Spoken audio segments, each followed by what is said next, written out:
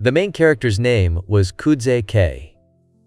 When his consciousness cleared, he was already in an unfamiliar place. Getting up from the ground, Kai looked around and tried to figure out where he was. In front of him stood a girl with sapphire skin, and with a slight smile she said that she had been waiting for him for a very long time. The girl's words sounded almost solemn.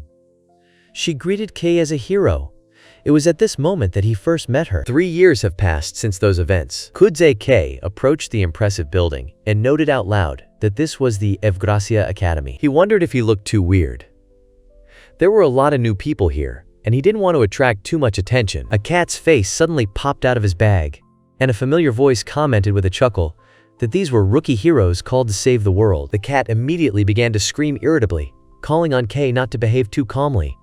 He was already bored to death here. Kelia chided his companion, a cat named Felis, reminding him that he had told him not to show himself in public. Felis responded with a grin and asked if his master was an introvert. He added that Key was always worried about the opinions of others. He demanded in response that the cat get back into the bag, otherwise the people around him would take him for a madman.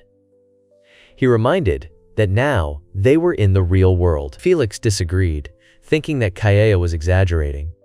After all, only 3 years had passed, but Kaeya noticed that during all this time, he had not spoken to anyone except him. A girl was passing by, and the cat, having become animated, tried to get out, saying that he was an ordinary cat. Nothing to worry about. Kaeya told him to sit quietly, but it was too late. The girl was attracted by his voice, and with a joyful cry, she pointed at the cat. Keela came closer and asked if she was one of those who had recently returned.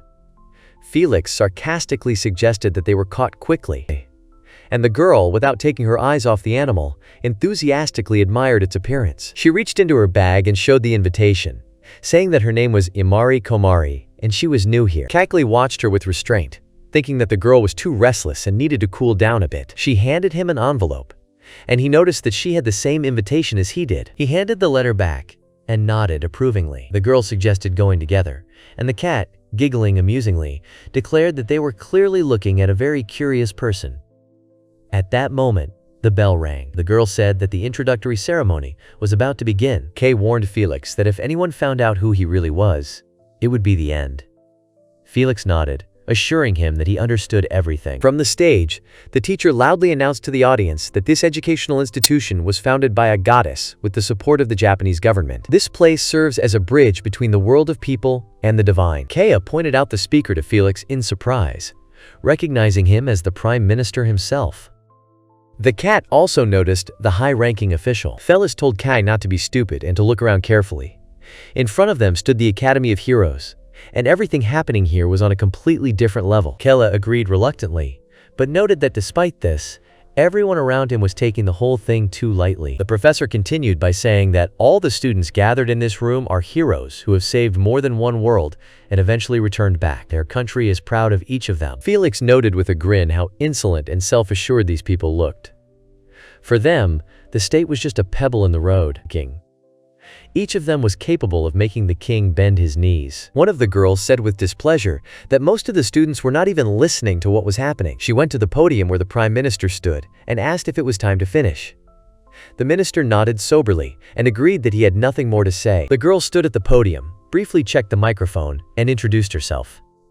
Her name was Minao Kuzuha, and she expressed her joy at meeting the audience. She noted that the students probably already knew where they were. However, she added that the time for grandiloquent speeches was over. Now it was her turn to explain everything. She was the executive director of the academy. This place turned out to be a kind of quarantine created especially for them. Each of the students has the power to save the entire planet. However, when threatened, such powers turn into a danger comparable to a nuclear bomb, especially if the owner is a teenager in the midst of growing up. An escape or an incident with one of them will lead to a catastrophe. Despite this, no one is going to keep them locked up. As a civilized country, they cannot allow chaos. Instead, the students are given the opportunity to live, as before, as much as possible. The Academy has gathered many godlike beings. The Academy's management wants to propose an agreement.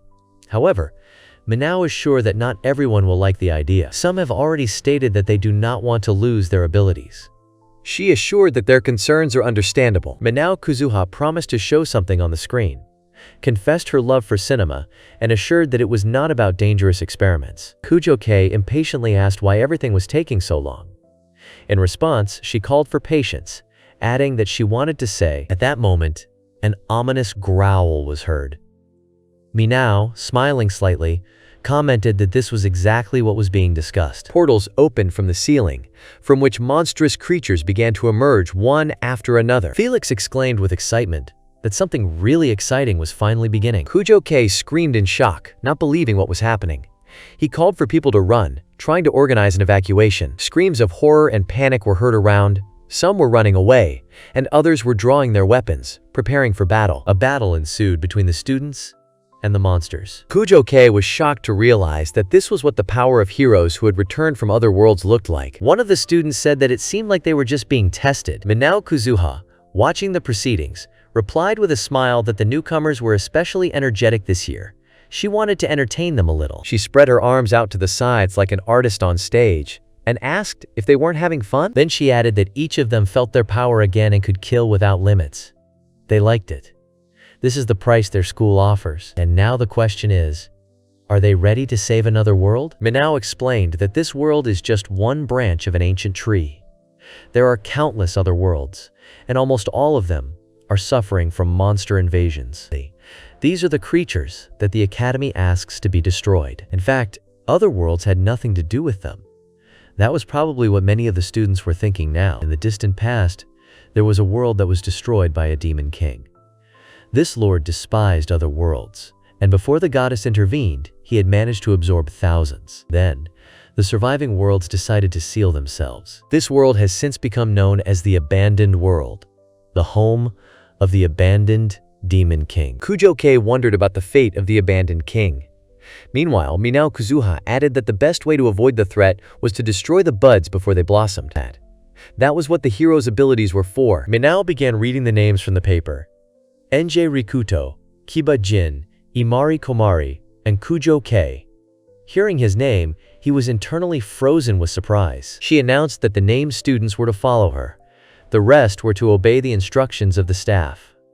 Felice curiously asked Kei what all this meant. He thought to himself that indeed, everything that was happening seemed strange and confusing. Minao reported that returning to this world itself was part of the exam. Many students did not understand what she meant and began to question it. In response, she rolled up her sleeve and showed a tattoo of a leaf, noting that it was their clue. This mark symbolized salvation. The goddess gave it to those who truly saved worlds. Then Minao asked if anyone had such a mark. Without waiting for an answer, she chuckled and said that of course none of them had. None of them were officially recognized as purifiers. They had not defeated the Demon King, they had only fought themselves. Therefore, according to her, they had all failed miserably. She called them fallen heroes with a smile, a pathetic group of losers. But she added that if they tried, they could regain their position. The main thing was not to die before their time. At that moment, one of the students shouted for Minao to stop. It was the boy who had accused her of bullying. She recognized him as Kishima Takeru and noted with a grin that he seemed quite energetic. She then added that he should have used his power to defeat the Demon King. This remark clearly hurt the young man and made him furious. One of the girls tried to stop him, but he roughly pushed her away, ordering her to leave. She fell, and Kuze-kei immediately approached her, asking worriedly if everything was okay. Kishima noticed this and asked irritably if Kara had any problems. He calmly replied that everything was fine and suggested that they do it without violence.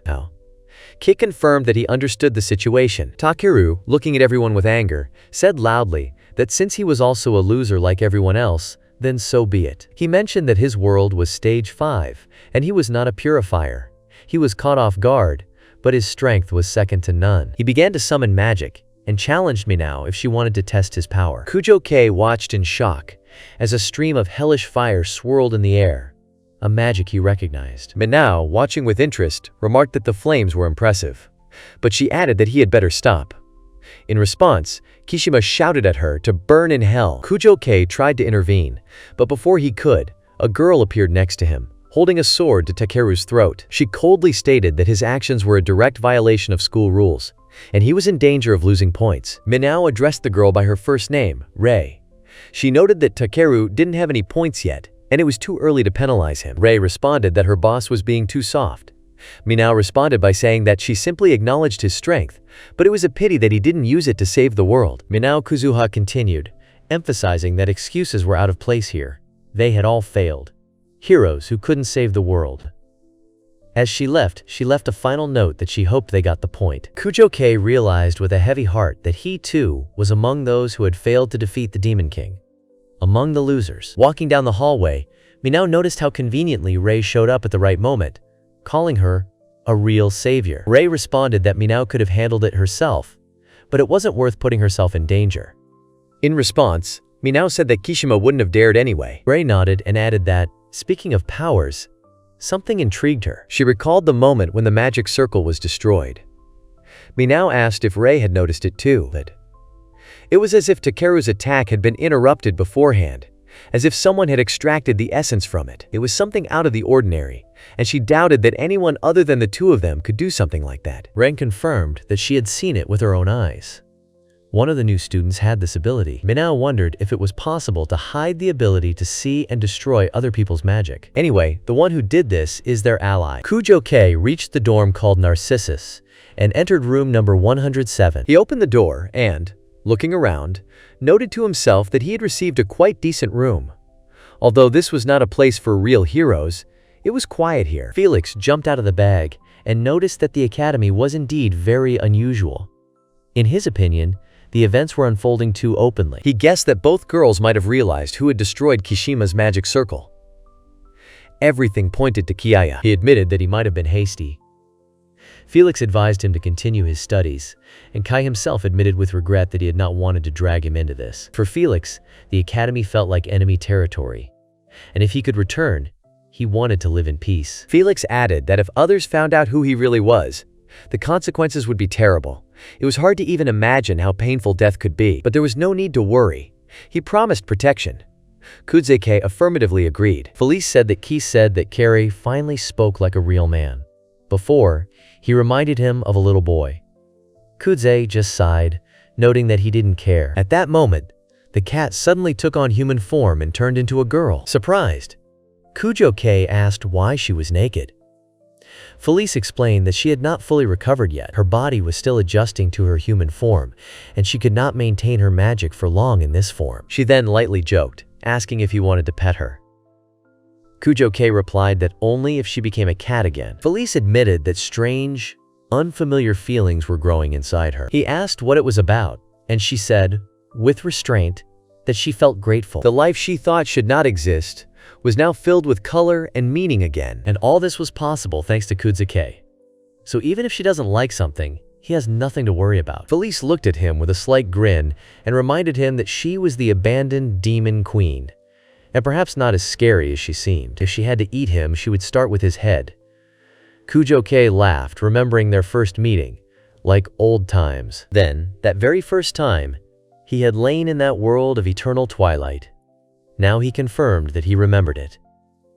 Although in real time only 3 years had passed, but inside it seemed as if tens of thousands of years had passed. He found himself in a deserted reality and met exactly her. And then that same day, he entered into battle with her. Now Kuzuha was sitting on the ground, looking at Felice, who was extending her hand to him with a slight smile. He wondered who she was and where they were. Accepting her gesture, he stood up, and Felice suggested that they walk and talk. Seeing his surprised face, she asked if she had embarrassed him, and he noted to himself that he didn't even understand where he was. He couldn't determine what kind of place it was. But for now, they could just look around this forgotten world. Kujo-kei asked Felice who she really was. A short time later, they were walking along a road. Felice introduced herself by her full name, Feriolis Fionashirg, but added that he could call her simply Felice. When he asked about the nature of this world, she explained that the goddesses called it abandoned, completely different from the world from which he came. Kuzuha noted that the title sounded ominous. Felice, chuckling, agreed. After all, this is a world where everything ended, and when he asked why that was, she confirmed that it was. In her mind, Felice admitted to herself that she had destroyed this world herself. The people, the beasts, the demons, and everyone who lived here. Out loud, she added that she had done it because she was the demon queen. Kujo-K's eyes widened in amazement, and he asked, why would such a demon queen need him? She reminded him that she had already told him he was needed to kill her. She added that she would like to do it herself, but because of her nature, she could not take her own life. Kuze-K asked again about the roots with disbelief. At that moment, a strange symbol flashed on his chest. The soul is not just energy, but a spiritual core. It is what forms the basis of existence. Both she and he have one. Her soul was created for the role of the demon queen. This meant that it had limitations, including the prohibition against suicide. Felice told Kuze-K directly that this was why she needed his help. He confusedly admitted that he did not know how to fight.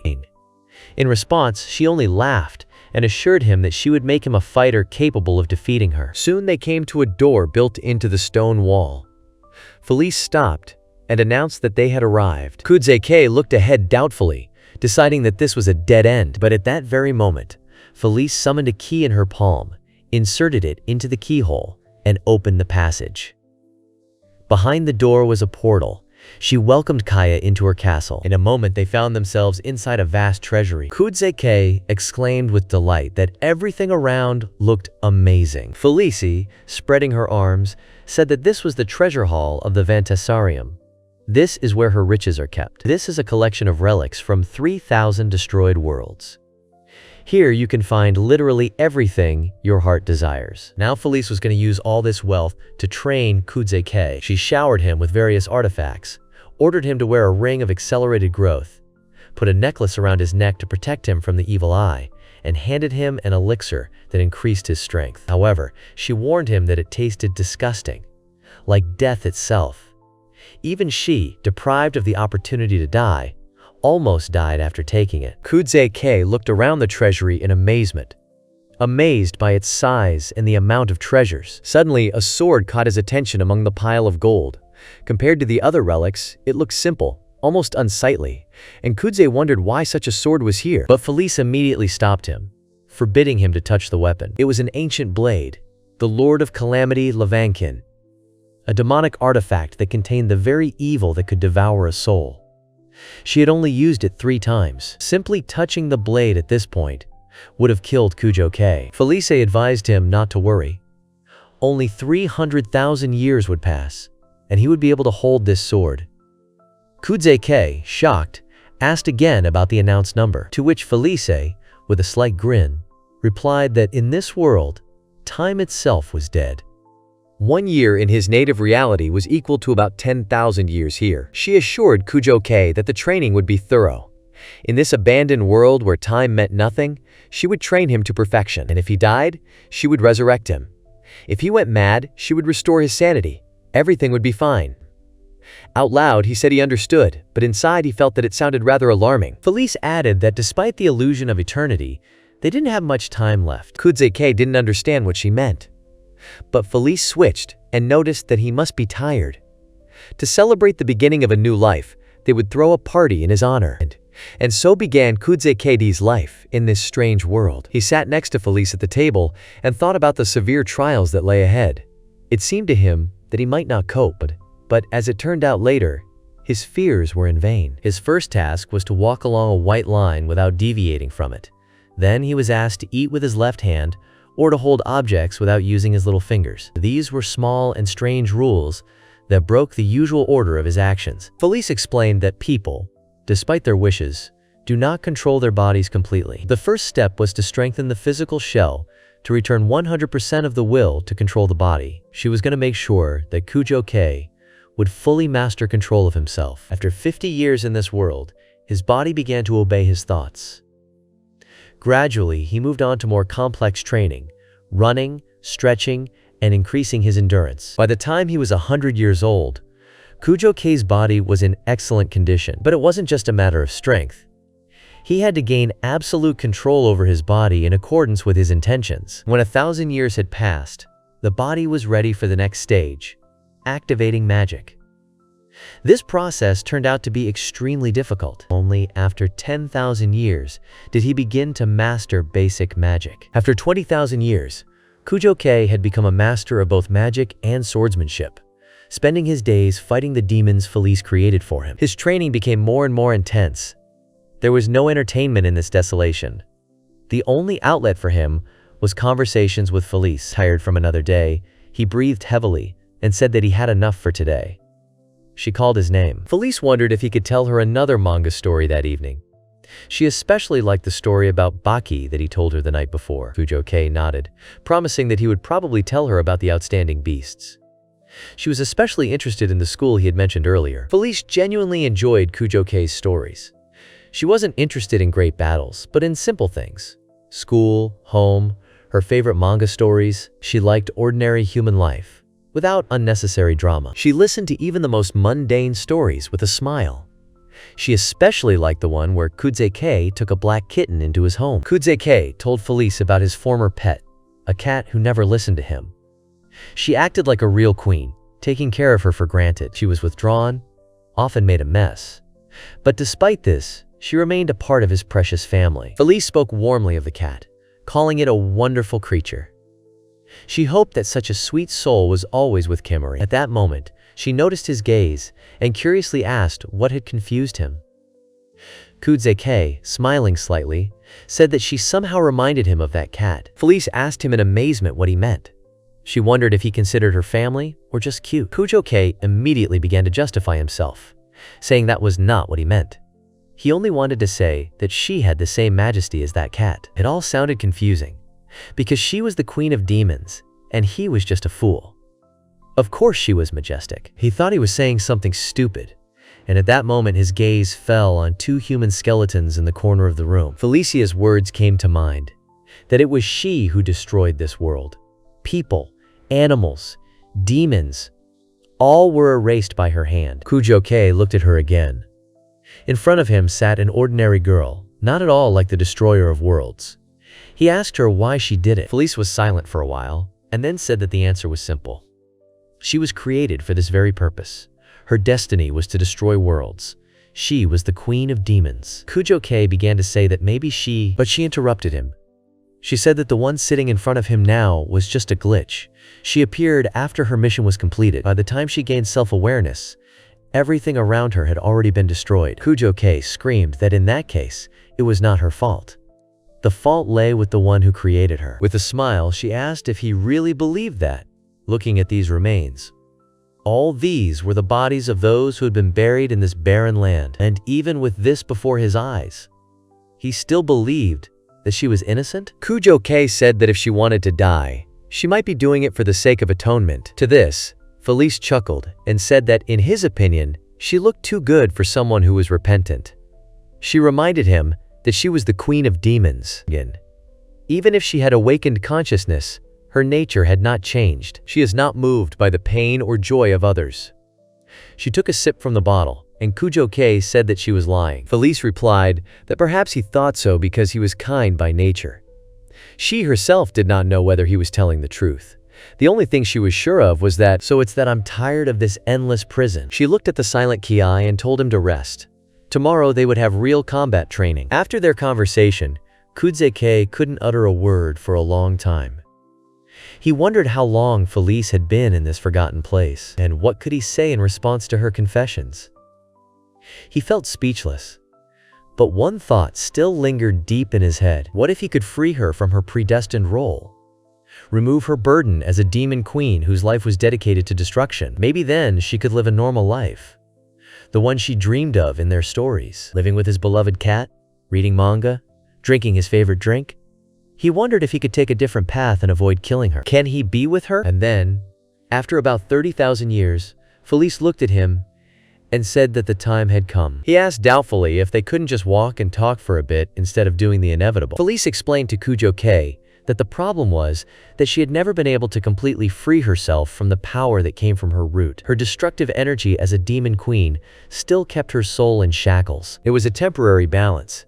She knew she couldn't hold back for long. The day would come when the destructive force would engulf her again, and then the destruction would begin. And this everything included Kujo-kei himself. He asked what if he said he was okay with it. Felice sadly admitted that he was being too kind, but she still knew that she wouldn't let him do that. Without a doubt, for the sake of peace, Kujuke had to show the results of his training and defeat the one she really was. Then she asked him if he had developed feelings for the Demon Queen. Kujuke responded with a counter-question. What if yes? Felice quietly said that in the 30,000 years she had spent with him, this was the happiest time in her life. Anyone else would have gotten rid of her long ago. The spell she used to summon him was an accident. His appearance was an accident. He survived her training by accident, and he spent all these years with her by accident. But despite all this, Felice thanked Kaya. She was happy that he was the one who had to kill her. Kujuke drew his sword in shock. At that moment, Felice changed form and spoke words of greeting. As a hero, he must be ready. Now all he had to do was get closer and finish it all. Felice repeated, he must come and kill her. Kujuke gripped his sword tightly, noticing how her gaze changed. He realized that before him stood the same destructive essence of the Demon Queen that she had spoken of earlier. The Felice he knew was no longer in front of him. After all, on the face of that former Felice, there was always a warm, contented smile shining. The fight began. Felice fought him using destructive magic. Everything he learned, fencing, combat magic, spells of protection and restoration, it was she who taught him all this. She trained him for only one thing, so that he could one day kill her. But Kujuke didn't want that. He wanted Felice to stay alive, because she gave him something he never had. She gave him what he had always lacked, the simple happiness of being with someone. Wiping the blood from his lips, he remembered that before all he did was give. He did everything she wanted from him, just to fulfill her request. But now, 30,000 years later, he wanted Felice to listen to him, at least this time. Kujuke rushed forward and attacked Felice. Moments later, she lay in the center of a giant crater burned into the ground, and he stood over her, sword raised for the final blow. Felice quietly said that the contract that brought Kujuke to this world would be dissolved. He would be able to return home. She apologized for dragging him into all this, but he threw the sword aside in anger and asked with emotion why the hell she was apologizing. Kujuke shouted at her to stop talking nonsense. If she really felt guilty, let her live. Felice asked doubtfully if he wanted her to continue to exist. After all, she had destroyed 3,000 worlds and taken the lives of countless beings. Even after that, he wanted to save her? Kujuke screamed that it wasn't her fault if there was a way to separate their essences. Felice shook her head. Even with Levankin's help, it was impossible. And then a spark flashed in Kujuke's eyes. He asked again, impossible for her? Then he would do it himself. If Felice's roots were binding her, he would break those chains. Let her become Felice, not the Demon Queen. He would separate her destructive alter ego from her soul. Felice screamed at him to stop. He wasn't ready. Not even she could do it. She was the destroyer of worlds. If he failed, his soul would be gone. But Kujuke only smiled and said that he had already defeated her once, so he could do it again. Also, in his world, the Demon King must share half the world with the one who became his ally. So he will ask her for half. Her past, her future, and even her sins. The next second, Kujuke was summoned by Levankin. Felice watched what was happening in confusion. She felt Kujuke taking away her magic and life force. He remembered her words. He couldn't do it. It was too early. He needed to become stronger. Maybe someday. Wasn't that what he always said to justify his weakness? That's why his life was so bland. No fight, no challenge. He always gave up. Because he never had anything worth fighting for. But now everything was different. Now he was not going to give up on Felice. He loudly demanded that Levankin submit to his will. At that moment he thought of her, about how long she coped alone, without asking anyone for help. Now Kujuke was going to pull her out of this darkness. With the power of Levankin, he broke the spell that bound Felice. A bright light filled the entire space. In this radiance, she barely audibly said that he was truly reckless. After a while, Kujuke came to his senses. Opening his eyes, he saw a black cat in front of him. He immediately realized that it was Felice. He asked in surprise if that was possible. Felice waved her paw and asked how he liked her new appearance. After all, she looked very cute, didn't she? Kujuke asked why she had taken this form. Felice explained that it was his doing. He, without realizing it, with the help of Levankin, cut her power into pieces. Now she can't even maintain her human form. She has lost a lot.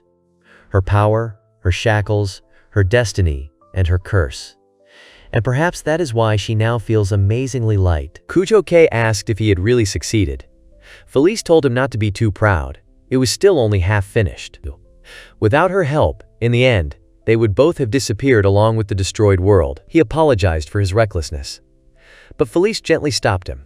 There was no point in blaming himself so much. After all, thanks to his actions, she was here now. She acknowledged that he had done a great job and thanked him for everything. However, her situation had now changed. When Kuze-K asked her what she meant, Felice replied that, having become free of the binding root, she no longer knew what to do next. Kuze-K asked her to come with him to his world. He was going to show Felice what a normal life was. She nodded, saying that if that was what he wanted, she agreed. She remembered his words, "Give me half of yourself," and called it a surprisingly modest invitation. Although, in fact, it was not so important. She agreed. And she also added that she really wants to know what will happen next in her favorite manga. And so, Kujo-K and Felice returned to the real world. He walked through the city streets, holding a black cat. They were back in Japan. Felice remarked that they were lucky to have caught a ride through the goddess transfer gate. Otherwise, they would have had to create a portal from scratch. Kujo-K asked how she liked Japan and where she wanted to go first. He was going to show her everything. At that moment, 3 men in formal suits surrounded them. One of them asked if Kuze-K had returned from another world. He confirmed this, while wondering who they were. One of the people introduced himself as an employee of the Recipient Management Committee. He handed Kuze-K an envelope and said that it was intended for him personally. Kuze-K accepted the letter and asked what was in it. The masked man replied that it was an official summons from the Eurasia State Academy. He recommended reading it to clarify the details. Kuze-K asked them if they were leaving. One of the men coldly reminded him that he had no right to ignore the summons. He hoped that was clear. Felice sighed and noted that it was probably too early for them to enjoy normal life, and so they found themselves back at the academy. Kujo-K lay in bed, thinking about what had happened. Felice settled down next to him. He quietly said that it shouldn't have been like this. This was the lair of heroes from all over the world. He apologized to Felice, reminding her that he had promised to show her a normal life. But she smiled and said that everything was fine. Wasn't it more interesting that way? Then she asked what he was going to do next. Kujo-K, surprised, asked again what she meant. Felice looked at Kujo-K and reminded him that with power greater than even her own, he could do whatever he wanted in the academy. Rule the school, subjugate the world, or simply take whatever he wanted. However, Kujo-K calmly replied that none of that interested him. After all, she had seen for herself what unlimited power could lead to. Moreover, if he started to stand out, they might suspect Felice's presence. And he wanted to avoid that. His plan was to live as calmly as possible. He also added that he had enough fighting for the rest of his life. Felice answered reservedly that power in itself is neither right nor wrong. Everything depends on the purpose for which it is used. She added that she may have made mistakes in the past, but he wasn't her, and he should be more confident. Kujo-K nodded, saying that he understood. Meanwhile, a girl with wings and a halo sat on the roof. She was thinking about the entrance ceremony and the strength of some of the students who had shown themselves. It made her excited. She was looking forward to seeing what the rest would be like. The girl's name was Lala, and she was the one who was supposed to watch over the new students. She was already waiting for the next day to arrive. Kujo-K walked around the academy grounds, thinking about the night before. Classes would start tomorrow. He was looking forward to what kind of classes there might be at a school for heroes. It was all complicated, especially considering that his companion was the former demon queen. But his biggest problem at the moment was communication. He repeated phrases out loud, practicing, looking into the eyes, and speaking clearly. Felice emerged from the bag and asked in surprise what he had been mumbling for several minutes. Kujo-K said with a smile that he was studying strategy for school. He showed her a book called Secrets of Communication. Felice frowned and asked what kind of nonsense it was. Kujo-K explained that they needed to blend in with the crowd to hide her presence. To do this, they would need friends. After all, she was the only person Kujo-K had ever spoken to in the last 30,000 years. He needed to brush up on his social skills. Felice chuckled and asked if he was tired of talking to her. He confirmed it, remembering how she constantly teased him, made him try alcohol, tested new magic on him. He assured her that it was not easy. Felice ironically agreed that perhaps such a person really does exist, somewhere in another world. At that moment, she announced that they had arrived at the classroom. Kudzeke asked her to stay in the bag and not attract attention. If she needed anything, she should contact him telepathically. Felice immediately agreed in her mind. Kudzeke nodded, inhaled, and entered the classroom with a cheerful greeting. But I immediately noticed that there was no one in the room. He walked inside, wondering why it was so quiet. Felice asked if he noticed the time. Kudzeke glanced at his watch and realized it was only 7 in the morning. She reminded him that classes started at 8. He was just too early. And then someone said he was early. But Lala was the first one to arrive. Kudzeke immediately tensed up when he heard someone's voice. He turned towards the teacher's desk. As he approached, he noticed a small figure. Lala was sitting at the teacher's desk and asked him, annoyed, why he was looking at her like that. He wondered if she might have gotten lost. Lala flushed with indignation. She started screaming that everyone was telling her the same thing. It was only because of her height that she was being treated like a child and underestimated. If she was really lost, she would have started crying long ago. Kudzeke didn't understand what was wrong with her and quickly apologized, asking who she was at the same time. Lala arrogantly introduced herself as a goddess, a very valuable and rare creature. Kudzeke asked doubtfully if she really was a goddess. The thought of this alarmed him. Felice was still in the bag. Meanwhile, Lala decided to show the power of the goddess. She raised her finger up, began to glow, but barely. Kudzeke asked in a reserved tone if that was all. Lala, breathing heavily, wiped her forehead and asked to rest a little. Kudzeke asked Felice if Lala was really a goddess. She confirmed that although her power was weak, there was no doubt about her nature. Lala sat there with an air of complete confidence, thinking that she was simply unwell. It was an accident. Kudzeke began to apologize again, explaining that he had never met a goddess before. Lala asked in surprise if he had really never seen a real goddess before. Felice shouted at Kudzeke, calling him an idiot. After all, heroes are usually summoned to other worlds by goddesses, and it would be extremely suspicious to claim that he had never seen them. She then demanded that he somehow trick Lala. He tried to get out of it by saying that he didn't mean it that way, that he'd never seen a goddess as young and talented as her. But Lala noticed that it all sounded suspicious. Kudzeke realized that his plan was falling apart. She looked at him intently and said that he was clearly hiding something. Lala could not be fooled because she was smart and perceptive.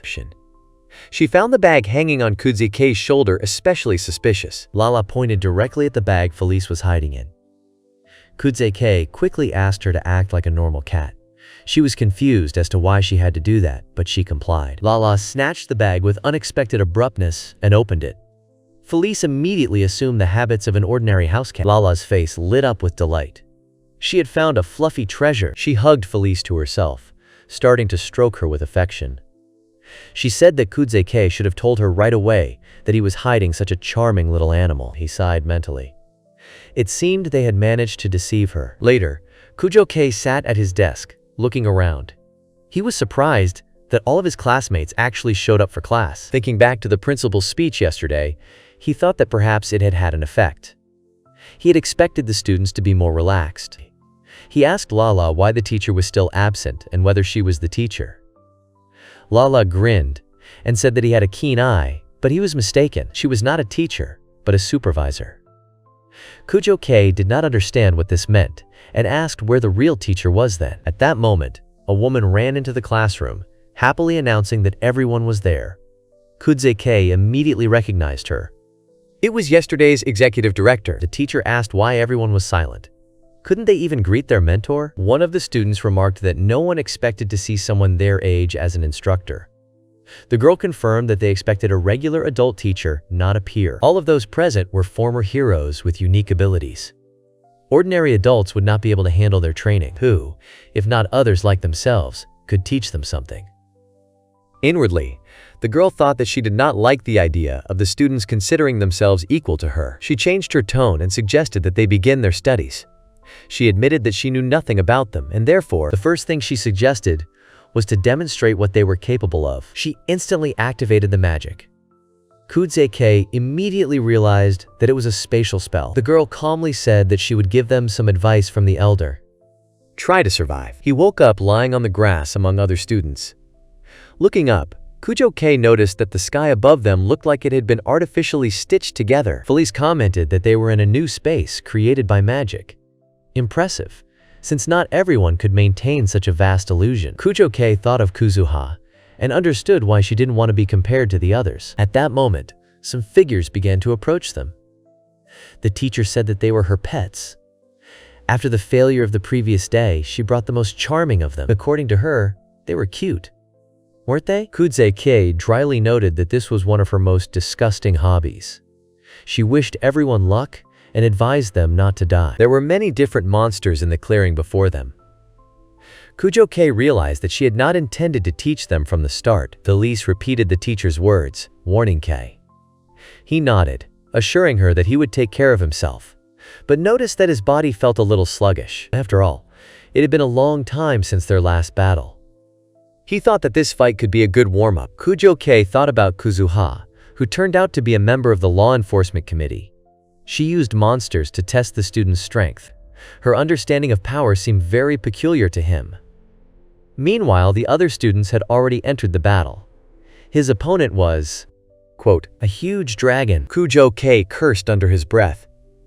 He didn't know the exact name of this creature, but after 30,000 years of training with Felice, he was confident he could handle it. The only problem was, he and Felice couldn't stand out. Felice, still hidden in the pack on his back, could be exposed if he showed too much strength. He imagined how the people around him would start talking about him. If he won too quickly, everyone would start wondering how strong he was and what his secret was. But if he avoided fighting, suspicion would arise for a different reason. Then everyone would decide that he was weak and start digging. This means he must win, but do so with restraint. He launched fire magic at the dragon, deliberately limiting the spell's power. The monster immediately rushed to counterattack, but Kujo-K blocked the blow with his protective shield. He thought that everything was going well. The fight looked quite realistic. The students watched the battle. Someone noticed that his opponent was a needle dragon, an S-class demon. Despite this, Kujo-K held his ground confidently. Everything was going well until someone took a closer look. It turned out that the dragon was a female, and among such creatures, females were considered the weakest. The students began to whisper, who would even fight such an opponent? Hearing this, Kuze-K sighed internally and, unable to bear it, finished off the dragon with his bare hands. He delivered one precise punch and the monster was thrown away. One of the students noted with some admiration that it was really cool. Kujo-K, rubbing the back of his head, declared that he had been messing around for too long. Apparently, it was time to get serious. Let everyone watch his performance now. However, another student intervened, pointing out that male spiny dragons had even shorter horns, meaning that the defeated monster was a male. So it really was an S-class demon, and Kujo-K defeated it with one blow. Now the students began to seriously wonder who he was. Was he really a failed hero? Kujo-K felt everything was spinning out of control. He grabbed his arm and shouted over the discussion that he had been seriously injured. The students chuckled, thinking he was just trying to sound cooler than he was. Kujo-K sighed. School life can be tough. At this moment, a new enemy appeared on the field. The spirit of eternal fire. It was a werewolf, a pseudo-spirit created by magic. Kujo-K wondered why he was here. Unlike demons, such creatures were not encountered by chance. It seemed as if Kuzuha had planned everything in advance. Suddenly, something strange began to happen to the spirit. It transformed into a multi-headed dragon. Kujo-K realized that this was not just a monster, it was the final boss. The monster began to attack. One of the students shouted for everyone to activate their protective barriers. Kujo-K thought that such obvious things did not need to be said out loud. Lala was sitting next to Kuzuka at the time. Seeing the huge explosion, she noted its power with admiration. She was delighted. Then she asked Kuzuha if she should intervene. But when she turned around, she saw that the teacher was sleeping peacefully. Kuzuke realized that the gods clearly had no intention of stopping what was happening. Kuzuke wondered what the point of such training was if they were simply going to incinerate everyone. He sat among the other students, feeling the situation growing more and more tense. He glanced at the approaching monster and noted reservedly that he didn't know whose pet it was, but it was being too capricious. His gaze became cold and focused. He mentally ordered the dragon to stop, and the monster obeyed. Everyone noticed how the monster froze. Kuze-K addressed the others, suggesting to use the moment to restore magical resources. At that moment, a young man approached them and, looking around the battlefield, asked if they were really finished. Kuze-K recognized him. It was Kishima Takeru. He snapped his fingers and destroyed the monster in one motion, declaring that that was all. Kujo-K noted that the boy clearly had mastered fire magic. Kishima arrogantly mocked the test, saying that it was too easy. He continued by hurling insults at Kuze-K, calling him a loser who couldn't even dodge.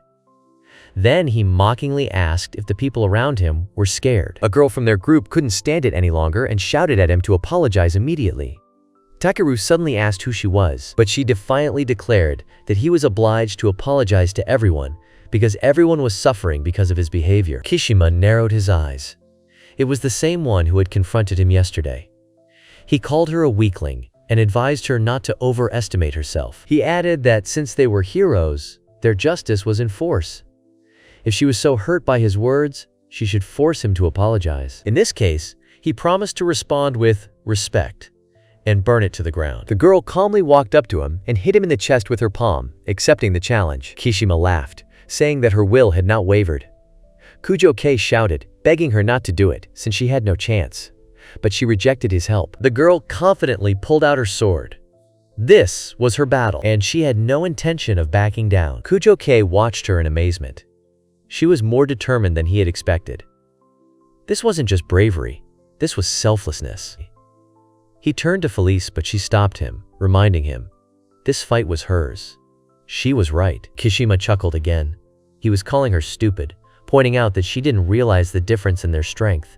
She still had a chance to escape, but if she gave up the fight, everything would become too boring. He spread his arms and allowed her to attack first. The girl gritted her teeth and challenged Kishima, stating that she was going to attack. The next second, she activated her ability, the first stage of 100 buds. The crowd of students froze in amazement, discussing the unprecedented technique. Someone whispered in admiration that it was an incredible, unique ability. Even Kishima's eyes widened. Kujo-K immediately recognized it. It was a typical intrinsic power, like the kind some people get from a goddess. Judging by the other heroes' reactions, even they didn't expect it. But the girl suddenly sank down, barely keeping her feet with the help of the sword. She admitted that she couldn't continue. Felice quietly remarked that it was a pity, but it wasn't enough.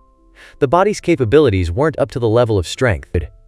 The girl was overloaded, and Kishima just burst out laughing. He said with disdain that this was the first time he had seen a weakling who was unable to use her own strength, although for a second she made him wary. At that moment, Lala flew up to them, screaming that she had had enough. She would not allow the weak to be bullied. Kishima turned around and barked in irritation at her to shut up and get away. A frightened Lala rushed to Kuze-K, confessing how scared she was. He asked her to calm down and turned to Kishima to stop this. However, the girl stood up again, holding the sword. She told Kujo-K not to interfere. This was her fight. Kishima came closer and smirked. She was shaking. Her place was not in the academy. He advised her to stop pretending and leave this place. Then Kuze-K stood between them. He said that there was enough talk. Everyone should rejoice. The demons were defeated. The test was passed. In response, Kishima punched him in the face. Kuze-K flew away, tumbling several times on the ground.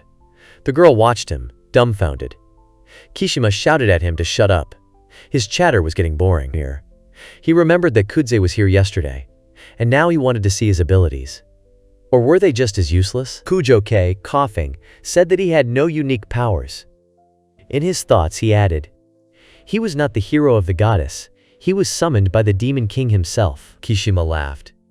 He said it was funny, a hero with no powers. Such a disgrace was not worthy of being called a hero. Then he would have to be destroyed. He picked up Kuze-K's backpack, which contained Felice. Noticing this, he added, for example, he brought his flaming palm close to the cloth. Kujo-K's eyes widened in horror. He rushed forward, intercepted his opponent's hand, and the flames immediately disappeared. Kishima cursed and pushed him away with his other hand. Kujo-K flew away with his backpack. The girl ran up to him and asked if he was okay. Kujo-K threw her the backpack, apologizing, and asked her to hold it. Then he turned to Kishima with a proposal. To show his strength, Kishima chuckled and said he would be happy to do so. he activated a spell called World's Edge. Kishima Takeru activated his unique ability, Multiple Amplification of Fire Mana.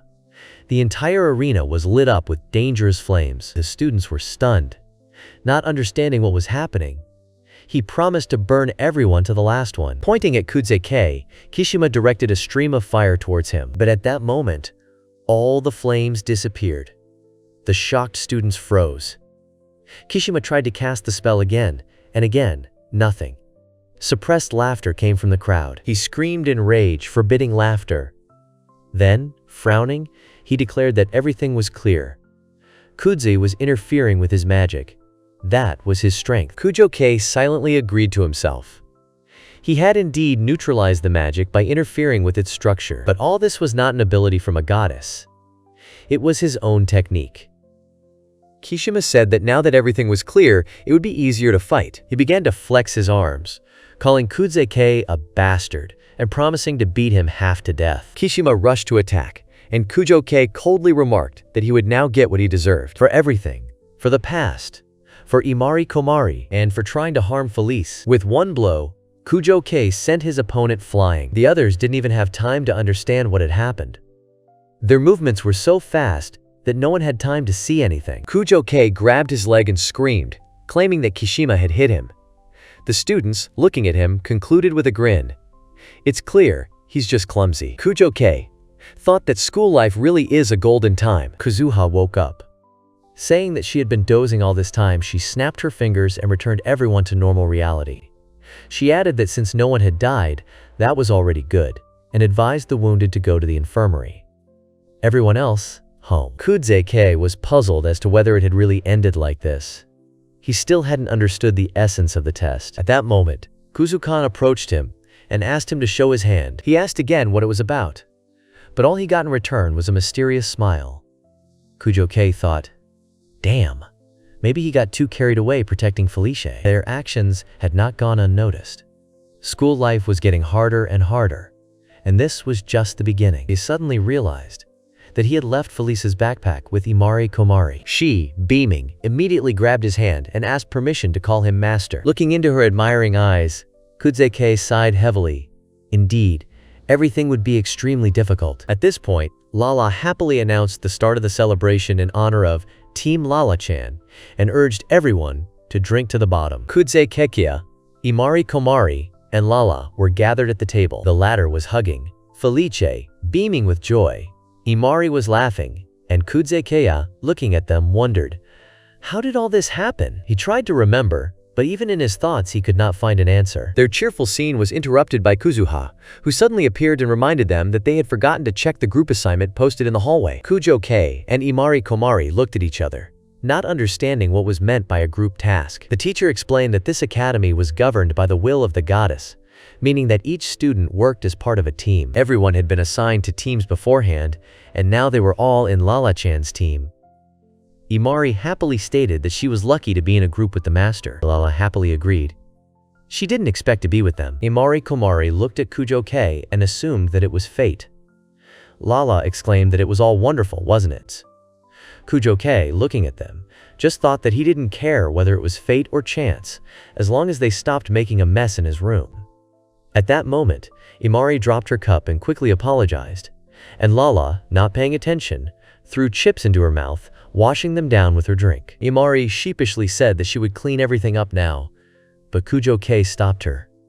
He noted that it could be dangerous, and therefore, he would collect the fragments himself. After these words, the girl froze, as if she had returned to the past. She remembered the words of her former comrades, who assured her that she did not need to fight, because they would fight for her. She watched Kujo-Kei cleaning up the trash with a downcast look, and noticed that he was strong enough to defeat Kishima. He knew how to fight. But he calmly replied, it was just luck. Kishima had ruined his spell himself. Then Imari asked to teach her how to fight. She said that she wanted to become strong. Kujo-Kei was silent for a moment. Then, looking into her eyes, he quietly admitted that he couldn't teach her anything. He also looked toward the sofa where Lala was curled up and dozing, and remarked that teaching was more like the work of a goddess. Lala, without opening her eyes, lazily commented that her job was to watch over the heroes, not to teach them. She was too busy to lecture them, since normal goddesses worked a lot. and now was the time to rest. Kujo-kei pointed out that Lala was clearly not busy right now. In response, she turned to the wall, claiming that she was full, and therefore too sleepy. He turned back to Imari, saying that he couldn't train her anyway. It would be too dangerous. Imari Komari became sad, and later, when Kujo-kei was alone, Felice asked him why he didn't teach her at least one lesson. Girls love guys like that. Kujo-kei shook his head. He shouldn't stand out, and he certainly couldn't take on the role of a mentor. Imari might find out who he really was. Felice said she appreciated his concern, but he was making things too complicated. His fear of being found out was preventing him from getting close to people, but was it worth isolating himself just because of her? She reminded him that getting close to people always involves risk. But that's the whole point of communication. Personally, she was sure that she wouldn't be bored in their noisy company. That was great, wasn't it? And she asked him what he thought about it. Kuze-kei didn't know what to say. Early in the morning, Felice was dozing on Lala's stomach while he went out for a run. Drenched in sweat, he completed another lap. Behind him was a 10-kilometer run, 100 push-ups, a strength workout, and more. He thought that he couldn't easily give up 30,000 years of habits. Suddenly, he noticed something strange. Imari Komari appeared in front of him, training with a sword. He stopped and told her she looked great. The girl froze, turning around in shock. She shyly shouted that if he was going to confess his love to her now, she should first correct her posture. But Kujo-kei only explained that his words meant that she was heading in the right direction. She had been training, hadn't she? Imari nodded with a slight smile. Yes, she had been training. Imari admitted that she had no choice but to train. Then Kujo-kei asked what the world she was summoned from was like. The girl said with warmth in her voice that it was an amazing place, a beautiful city filled with kindness. She was happy that their world had been saved. Kujo-kei asked in surprise about the rescue. He thought that she was one of the fallen heroes who failed to defeat the evil. But Imari explained. She was not alone. She was summoned along with her classmates, and they all united to defeat the demon lord, except her. Kujo-kei thoughtfully asked if she had any problems. Bullying, perhaps? But Imari shook her head.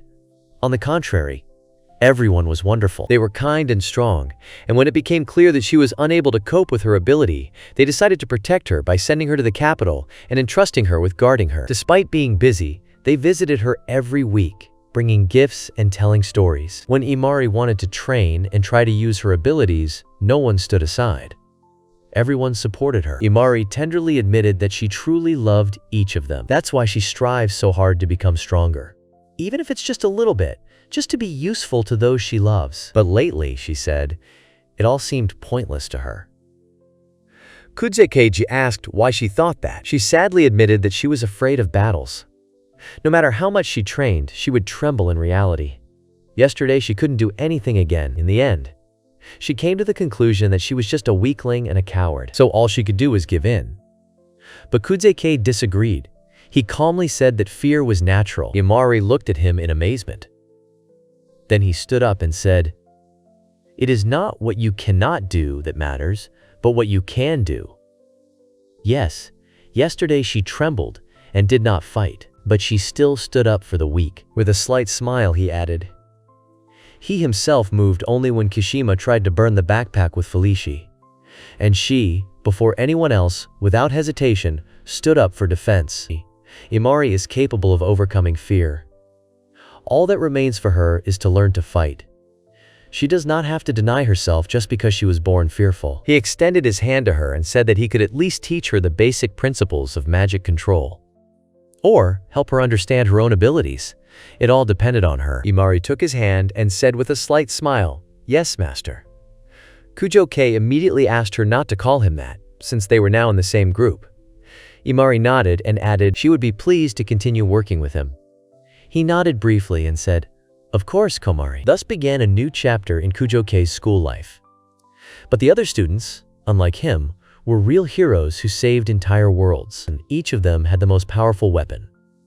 A unique ability. Therefore, there was nothing much to learn. During lessons, everyone did whatever they wanted, while the senior instructors formally continued the classes, turning a blind eye to it. No one expected anything from them, especially from the fallen. They were not given missions or important tasks. Day after day, they went through the same thing. basic training and lectures in the classroom. The atmosphere at the academy was so calm that it was even alarming. It seemed that Kudze was finally safe. However, 2 weeks later, something unexpected happened. Returning home, he announced his arrival with his usual tiredness. Lala greeted him, and Felice was peacefully dozing on the pillow next to him. Imari Komari also came in with him, and cheerfully said that she was back. She had been collecting catnip today. Kujo-kei thought that their room was increasingly reminiscent of a shelter. Lala handed him an envelope, adding that it was intended specifically for him. After receiving the envelope, Kujo-kei heard that it was given to him by an influential person in the school. They were instructed to deliver it to him personally. He froze when he opened the letter. It was an official warning, a notice of expulsion.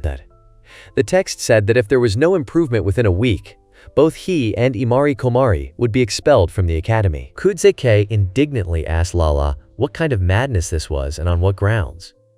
She only shrugged her shoulders. She did not know. Imari Komari pointed to the bottom of the page where the reason was written. SP deficiency, minus 3,000 points. Kujo-kei was confused about this system. Imari explained that SP were hero points, the academy's internal currency. Points were awarded for achievements, success in tasks and studies, and were deducted for failures and rule violations. They had a direct impact on life and status in the academy. Kujo-kei couldn't understand how such a huge negative number had come about. Lala reminded him of the numbers on the back of the letter. He turned the page over and began to read. Amari's broken window, minus 10 SP, failure in practice, minus 5, vomiting in the cafeteria, minus 15, going to the lost property office more than 50 times, minus 100 SP. Turning to Imari Komari, he saw her bursting into tears and screaming that she didn't mean it. It was all an accident. Kujo-kei abruptly stopped the flow of accusations. The main thing now is to find a way to earn more than 3,000 SP in a week.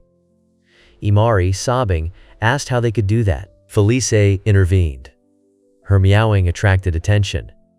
She confidently stated that she had an idea. At her direction, Kudze-kei opened the book and found a list of current tasks. Among them was an expedition to destroy the Demon Lord. Completing this mission would net you exactly 3,000 SP. Meanwhile, in another place, a boy apologized that Kyogoku was currently training. It was decided to send the younger members on a mission with Squad B11. One of the students asked discontentedly if these were the losers. The girl nodded affirmatively. The guy frowned and said with disdain that he didn't believe he would have to work with such rabble, even for the sake of glasses. He stated that if any of them interfered, he would use an air attack to put them in their place immediately. On the day of the mission, Kujo-kei arrived with Imari Komari and Lalala. He reported that he had arrived at the meeting place. Imari excitedly admitted that she had been looking forward to this day. She wondered what kind of amazing seniors were waiting for them and what she could learn from them. Lala held Felice tightly, happy to be taking her along for the first time. Felice wondered doubtfully if they were really going to have fun. Kujo-kei remarked on how carefree these girls were, even though he was the one who got them into this adventure. At that moment, someone made a remark about them being late. It was a guy with glasses who looked at his watch. He said it had been 15 minutes. He called them incompetent heroes and shook his head.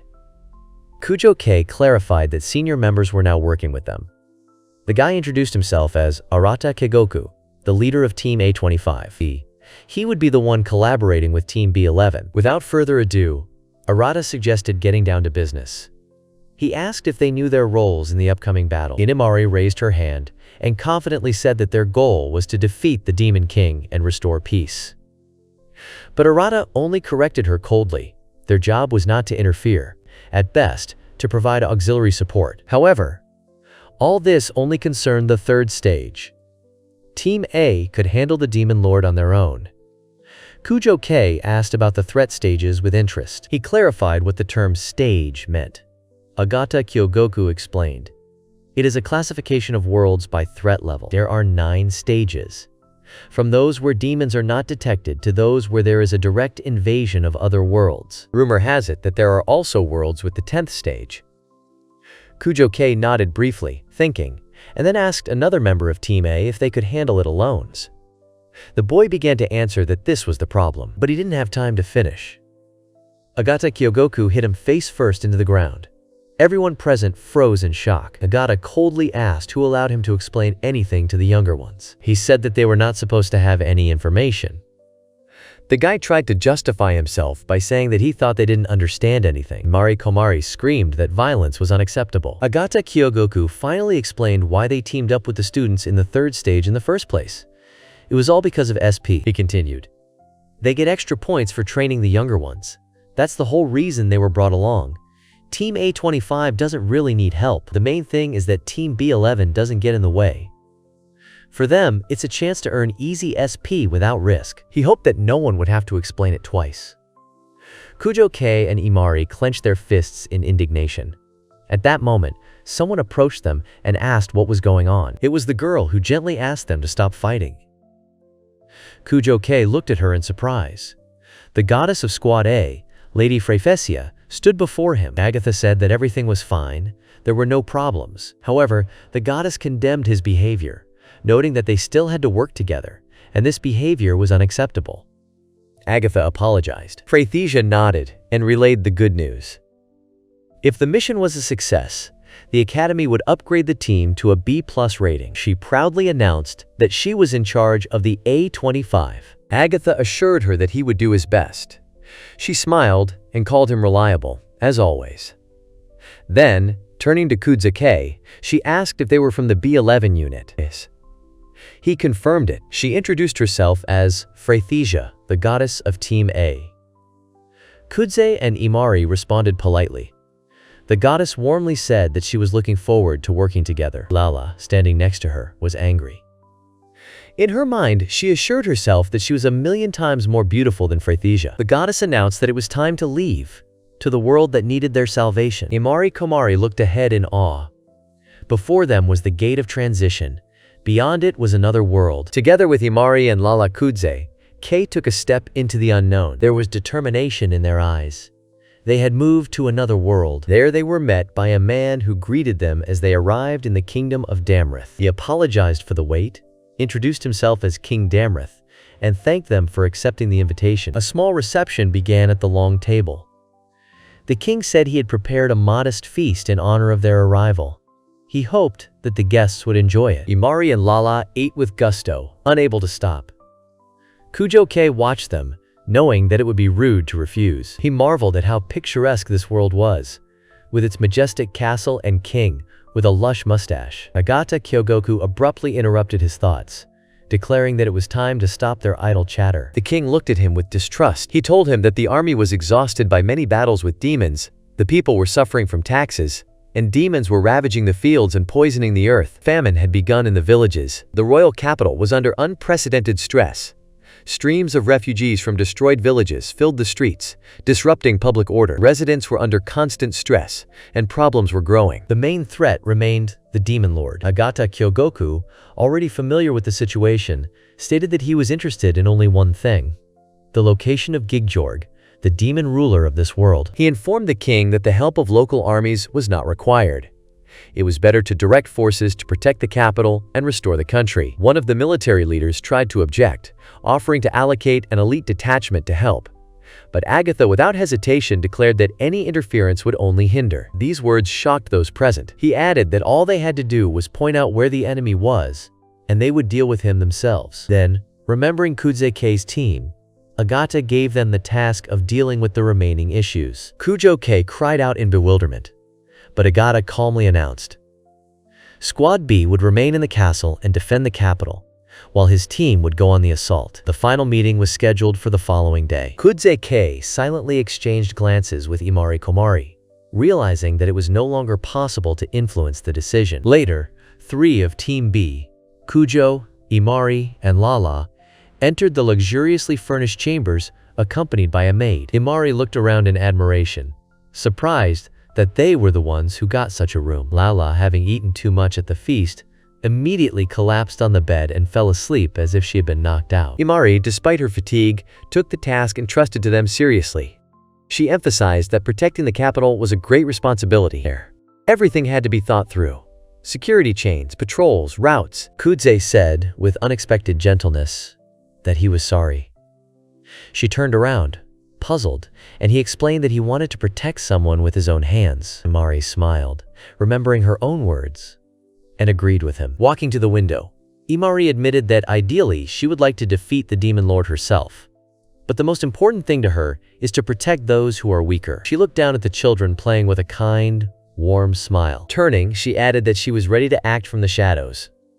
The main thing was to be useful. Kudze was silent at first, and then muttered that people like her should be considered the most naive in the world. Imari didn't hear and asked again. Kudze waved it off, saying that it was nothing.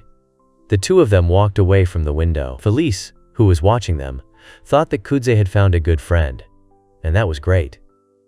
But if he started paying more attention to Komari, she would start to get jealous. Suddenly, Felice felt something strange and loudly warned Kudze. Something was behind him. A stranger suddenly jumped onto the balcony. Kudze and Imari turned around in shock.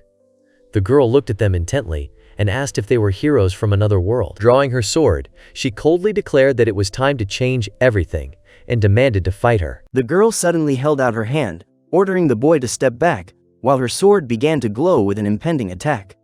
Kuju Kyoya was in front of her in an instant, blocking the blow with clear determination. The hooded girl took a step back, amazed at the speed of his reaction. The young man warned the other participant not to interfere. The girl mentally admitted that she had not even had time to track his movements. He dropped to one knee, clutching the folded blanket tightly in his hands. The stranger lay knocked down on the floor next to him, trying to speak. Inwardly, Kudzo noted that the girl was probably okay. She hadn't received any serious injuries. His memory reflected the recent moment when the woman had struck Komari with the back of her blade, acting without unnecessary violence. He noticed the lack of intent to kill and kept this observation to himself while those around him came to their senses. Discreetly wiping the sweat from his forehead, he thought about how to find out what their unexpected guest was trying to achieve. The cat asked him to carefully move the cat to the sofa so as not to hurt her hand, thereby drawing attention to the other victim. The girl lay there, noticeably weaker, and complained of dizziness. She looked exhausted. The young man tried to calm her down while the woman explained that she had undergone certain training and was not a random victim. He noted that the actions of the opponent were atypical. Now, having the right to respond, he moved on to direct action. The woman asked if he was the hero who had single-handedly defeated the demon lord. Kujo Kyoya did not answer. Introducing herself as Anri, she explained that she had once been named that way in accordance with a prophecy by a goddess who had foretold the coming of a hero from another world. The young man listened to her in silence. The woman expressed suspicion that their side had started the fight first. Kuju Kyoya calmly asked why they had attacked, and the other man replied that he had only wanted to confirm their intentions. The young man stated that regardless of whether someone is worthy of the great mission, he is ready to protect those dear to him, even if it means fighting. Henri decided to herself that if this young man turned out to be another upstart dreaming of glory, she would stop him herself. The man admitted that the young man looked capable enough, but suggested removing the girl, believing that she was not ready for battle. The young man thanked her for her concern, remaining polite, while the woman doubted his ability to cope with a real threat. Those present mentioned the demon Gigyorg, describing him as a cruel, cunning enemy, capable of any trick. The young man nodded, taking note. Henri coldly points out that without the strength he lacks, he won't stand a chance against Kujo Kyoya. The man calmly admits that he is unable to defeat him. He sarcastically says that his inability to protect anything is worthy only of pity. He remembers how he lost his family and his village, and, driven by a desire for revenge, he took up arms, but never achieved the strength necessary to take revenge. Henri wages a fierce battle with the monsters, realizing that every survival is just a fluke and victories were earned through sweat and pain. The man recalls his first attempt to face the demon lord, when he was unable to even get close to the enemy, feeling so weak that he was insignificant. He openly admits that he is not a hero, not a daredevil, and not a warrior, but only a weakling, driven by a thirst for revenge, who was unable to change anything. Henri apologizes for his dark frankness and warns him not to let his guard down in relation to Gigyorg, despite his apparent confidence. Kuju Kyoya calmly explains that their role is supportive, and the real elite heroes make up another unit. One of the older members tries to calm the crowd down. He assures his interlocutor that his regrets will be avenged. She nods gratefully, expressing quiet joy at what she heard. The man quietly acknowledges his previous intentions and expresses a desire to end it personally, but first asks for permission. Anri harshly orders his nose to be crushed while Kuju Kyoya stands nearby, watching without visible emotion. The man, unable to contain his emotions, lowers his head and, covering his eyes with his hands, bursts into a scream, cursing everything around him. He bitterly thinks that he would like to save the world with his own hands. His condition is noticed by a cat watching him, and an elderly man sits quietly at a table nearby.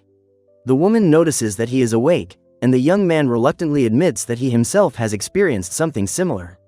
He says that in the past he was powerless, and the problem was resolved without his participation.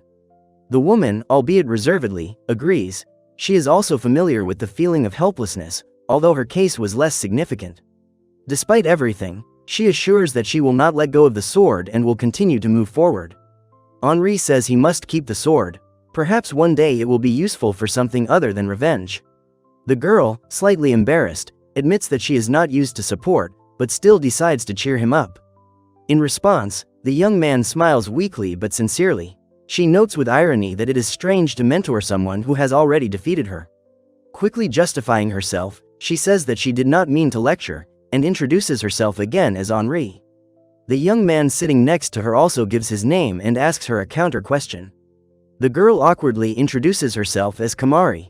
The boy, slightly embarrassed, apologizes for his previous harshness and, with a warm expression, admits that he is pleased to meet you. Kuju Kyoya smiles calmly, while another girl asks him to stop, complaining about the sensitivity of her stomach. The guy, holding his abs, admits that the pain is noticeable. It's time to do some strengthening. The young man shares his anxious premonition with the cat, who, worriedly calling him by name, asks what is going on.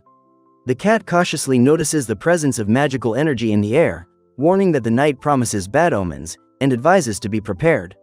Kujo Kyoya listens in silent contemplation as the woman reminds him of the honorable duty entrusted to him, to protect the castle. The girl wonders in surprise why the goddesses can't just empower local heroes, but instead summon foreigners. The boy, moving away, reproaches her for inappropriate touching, calling her a pervert. The cat explains that if the goddesses could decide everything on their own, they would have done so long ago. However, the fate of the world requires human intervention. A bright, winged figure tells the shackled youth that people from Earth are born to be warriors, and only by breaking the chains created by the goddesses can he unlock his true power. He adds that unlimited power leads to self-destruction, and that is why the goddesses who guard the Tree of Worlds imposed restrictions to protect humanity. Kuju Kyoya says that the academy is run jointly by goddesses and human representatives, but the cat-like companion warns that this cooperation may not be so harmless. He suggests out loud that the goddesses are planning something that violates the taboos. Then, resolutely approaching the railing, he prepares to jump under the gaze of a stunned cat. Feeling a magical impulse, he recognizes the teleportation spell and calls out to Anri in alarm as a portal opens in the air, from which two silhouettes appear, confirming his guess. One of the men, surrounded by floating, grim skulls, asks if anyone realizes what they are facing. The young woman sharply replies that she understands perfectly well what is happening. The teacher, with a slight smile, thanks his interlocutor for saving him from unnecessary fuss, adjusting his gloves on his hands. On the street, a group aggressively calls out to a man sitting at a bar. He looks up and responds with a subdued greeting. They fall silent as they watch as a terrifying creature in a colorful suit emerges from the flames, emitting an ominous hum. The woman asks with fury in her voice how he dared to show himself to her, and the man in response demands an explanation for her presence. The clown angrily blames someone for the death of his 4 heavenly lords, causing him to have trouble sleeping. The woman with a sly smile says that she only came to visit the lovely Ari-chan. The man asks her with pain in his voice if she understands the loss of parents. She answers with unexpected calm that yes, she understands. The man with a gloomy look grimly reports that he has already taken the lives of their parents. He warns the woman not to give in to provocations and claims that he did not expect him to appear alone.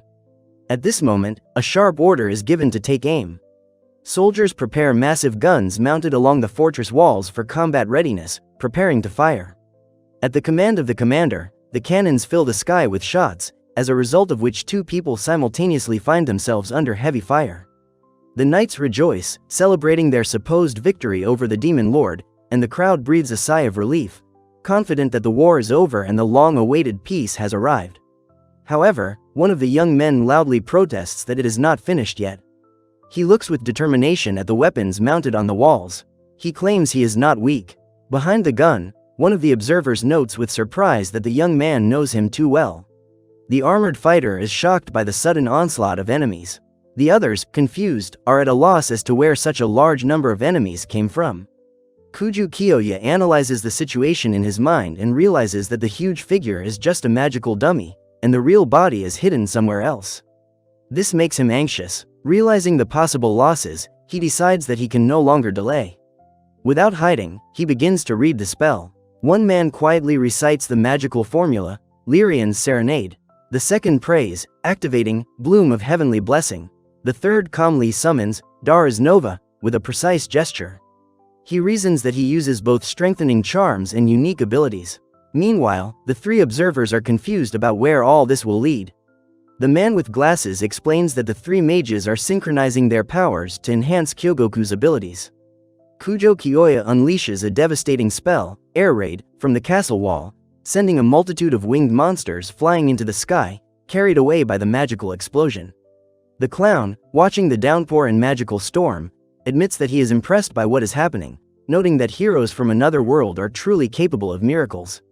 One of the fighters notices that the enemy's body is not actually that huge, and the man in glasses admits that he came to investigate a strong magical disturbance, and is surprised that there really was a challenge from outside. He chides his interlocutor for arriving knowing the others were there, calling it stupidity. The eccentric skull-headed magician chides him for his abruptness, claiming that such words put him in an unfavorable light. One of them, with unexpected frankness, admits that every time a child is happy with a new toy, he has an irresistible desire to destroy it. He declares that he intends to destroy these people's toys right in front of them, in front of those who already believed that salvation had come. The young man is horrified by the power he feels. The girl next to him explains that it was supposed to be an offering meant for Henri. The antagonist, with cold determination, proclaims his only desire, to destroy everyone present. His words are accompanied by a flash of destructive magic, to which the man in glasses immediately reacts, calling the heroes to action. Kuju Kiyoya quickly dodges the attack, carefully observing his opponent and asking if he wants to know something important before the end. The man suddenly notices a strange sensation, and the next second, Kujo Kiyoya throws his sword with incredible force.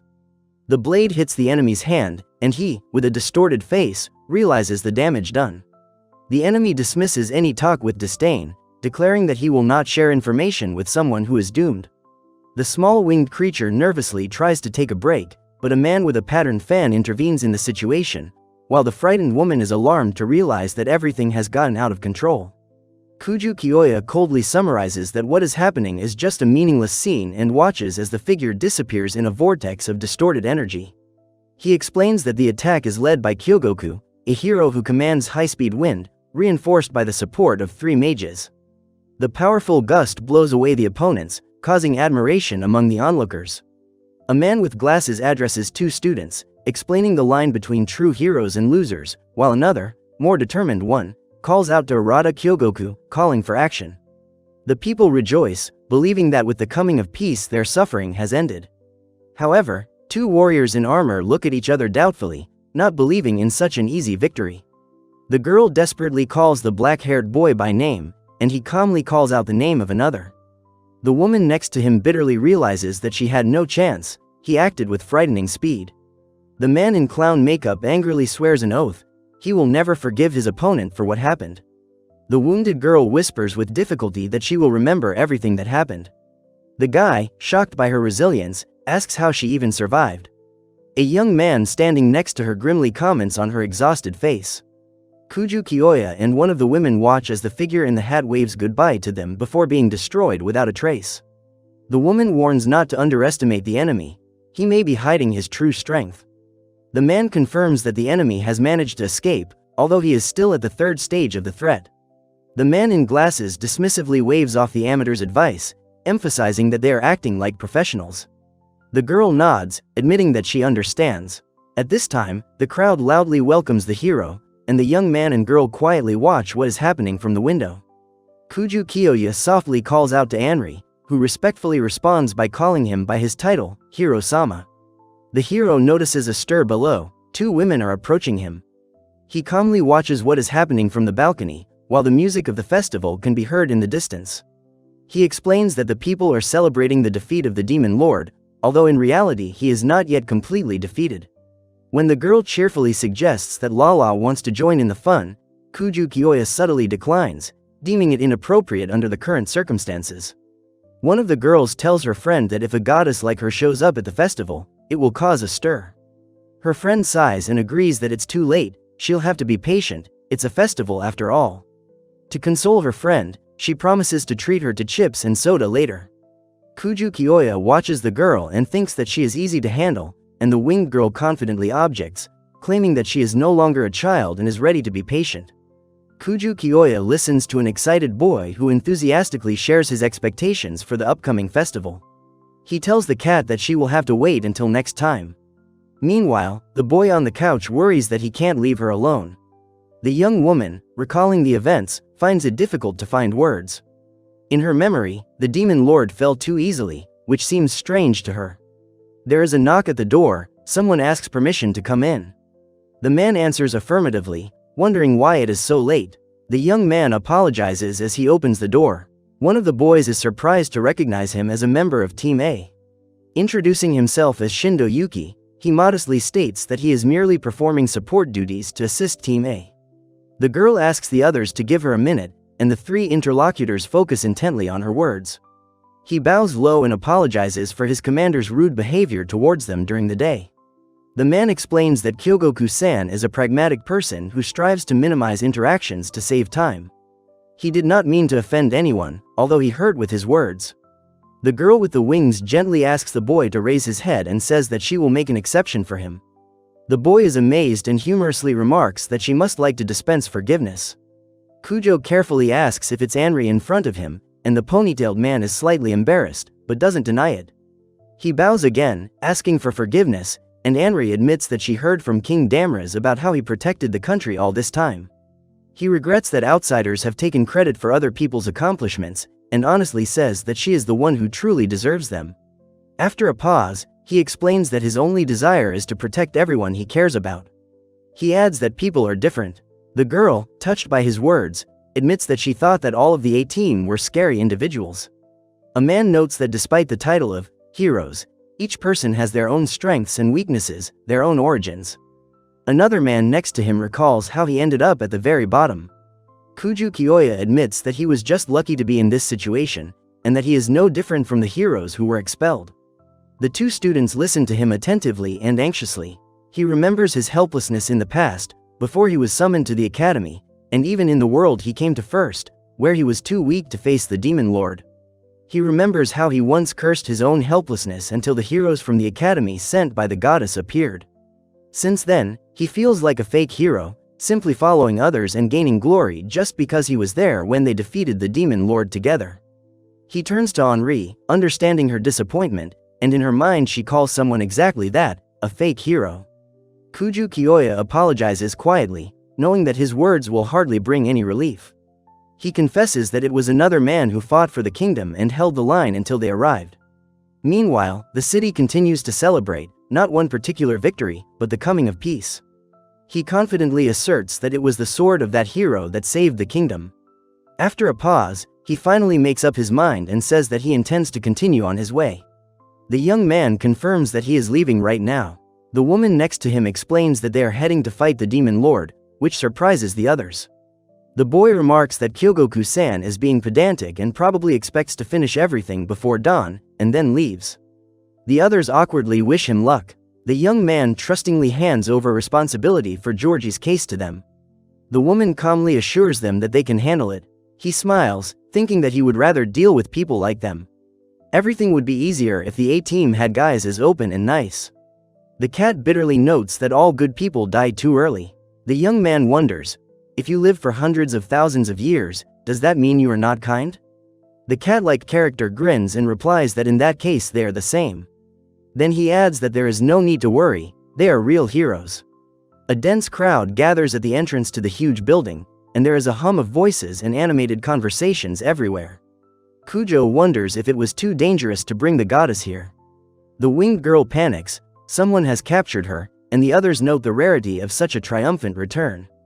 A man asks a woman with interest if she is dressed as a goddess and says she looks cute. Another woman snaps that Lala is a real goddess and touching her wings without permission is harassment. He notes that it's almost 10 o'clock. She nods, worried that the others haven't shown up yet. Someone from the crowd shouts, pointing to a teleportation circle that has appeared, a sign that the heroes are returning. On the ground near the wide open gates lie 3 people, unconscious or wounded. One of them wears glasses, the other has wings. Morning light streams in from the street. Kujo Kyoya, without losing his composure, demands that the crowd retreat and clear the way. People rush towards the fallen winged figure. One person persistently tries to find out if anyone is alive, another whispers if they have been defeated, and someone else asks in horror what happened to the heroes. 3 people lie face down, unconscious. One of them is moaning weakly, the other is barely audible trying to say something. Kuju Kyoya quickly realizes that they are all alive and asks Anri to call for guards and medics immediately. Kamari nervously agrees and rushes to provide first aid. A man with a pained expression apologizes while holding his knee, while a worried girl asks what she should do and is advised to stay put. He despairingly reports that they have failed, his face and voice full of pain. The nurses report that the patients are stable, although unconscious, and the woman with the book notes that all 3 have been displaced. The room is discussing the strangeness of what is happening. It seemed like a convincing victory. The third interlocutor, sitting next to the girl, admits, Kyoya was right. Kujo Kyoya explains that the root is the soul itself. Without it, the body can be healed, but consciousness will not return. One of the men is seriously injured and unable to speak. The story explains that only Yuki's root miraculously survived, and therefore he has not lost touch with reality. Kujo muses that even the demon lord's power cannot compare to Team A's. He comes to the conclusion that the root takeover could not have happened in a normal way. The angelic girl apologizes and admits that she cannot open the gate without awakening Lady Fregisha. The hooded woman silently heads for the exit. The others comment on her appearance in surprise and ask where she is going. One of them even tries to stop her. A newspaper reader quietly says that the entire city is in an uproar. Even heroes from another world couldn't cope. Young people nearby discuss the need for urgent action. Kujo Kyoya decides he must fulfill his duty as a hero. The girl warns of impending danger. The hooded youth answers with determination that he cannot stand aside.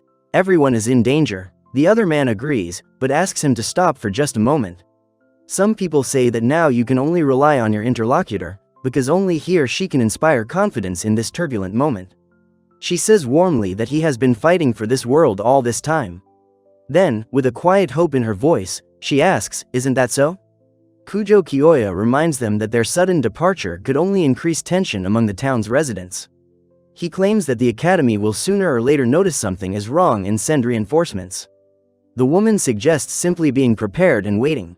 The man agrees. This is the only right way now. Kujo Kyoya calmly addresses the shrouded figure. He asks her to find peace, to act for herself and those she wishes to protect, and hands her a small container. The hooded man sighs in relief and reluctantly agrees. He admits that he finds the wait difficult. At that moment, another character calls out to him as he exits with the woman. The girl asks anxiously if everything will be okay.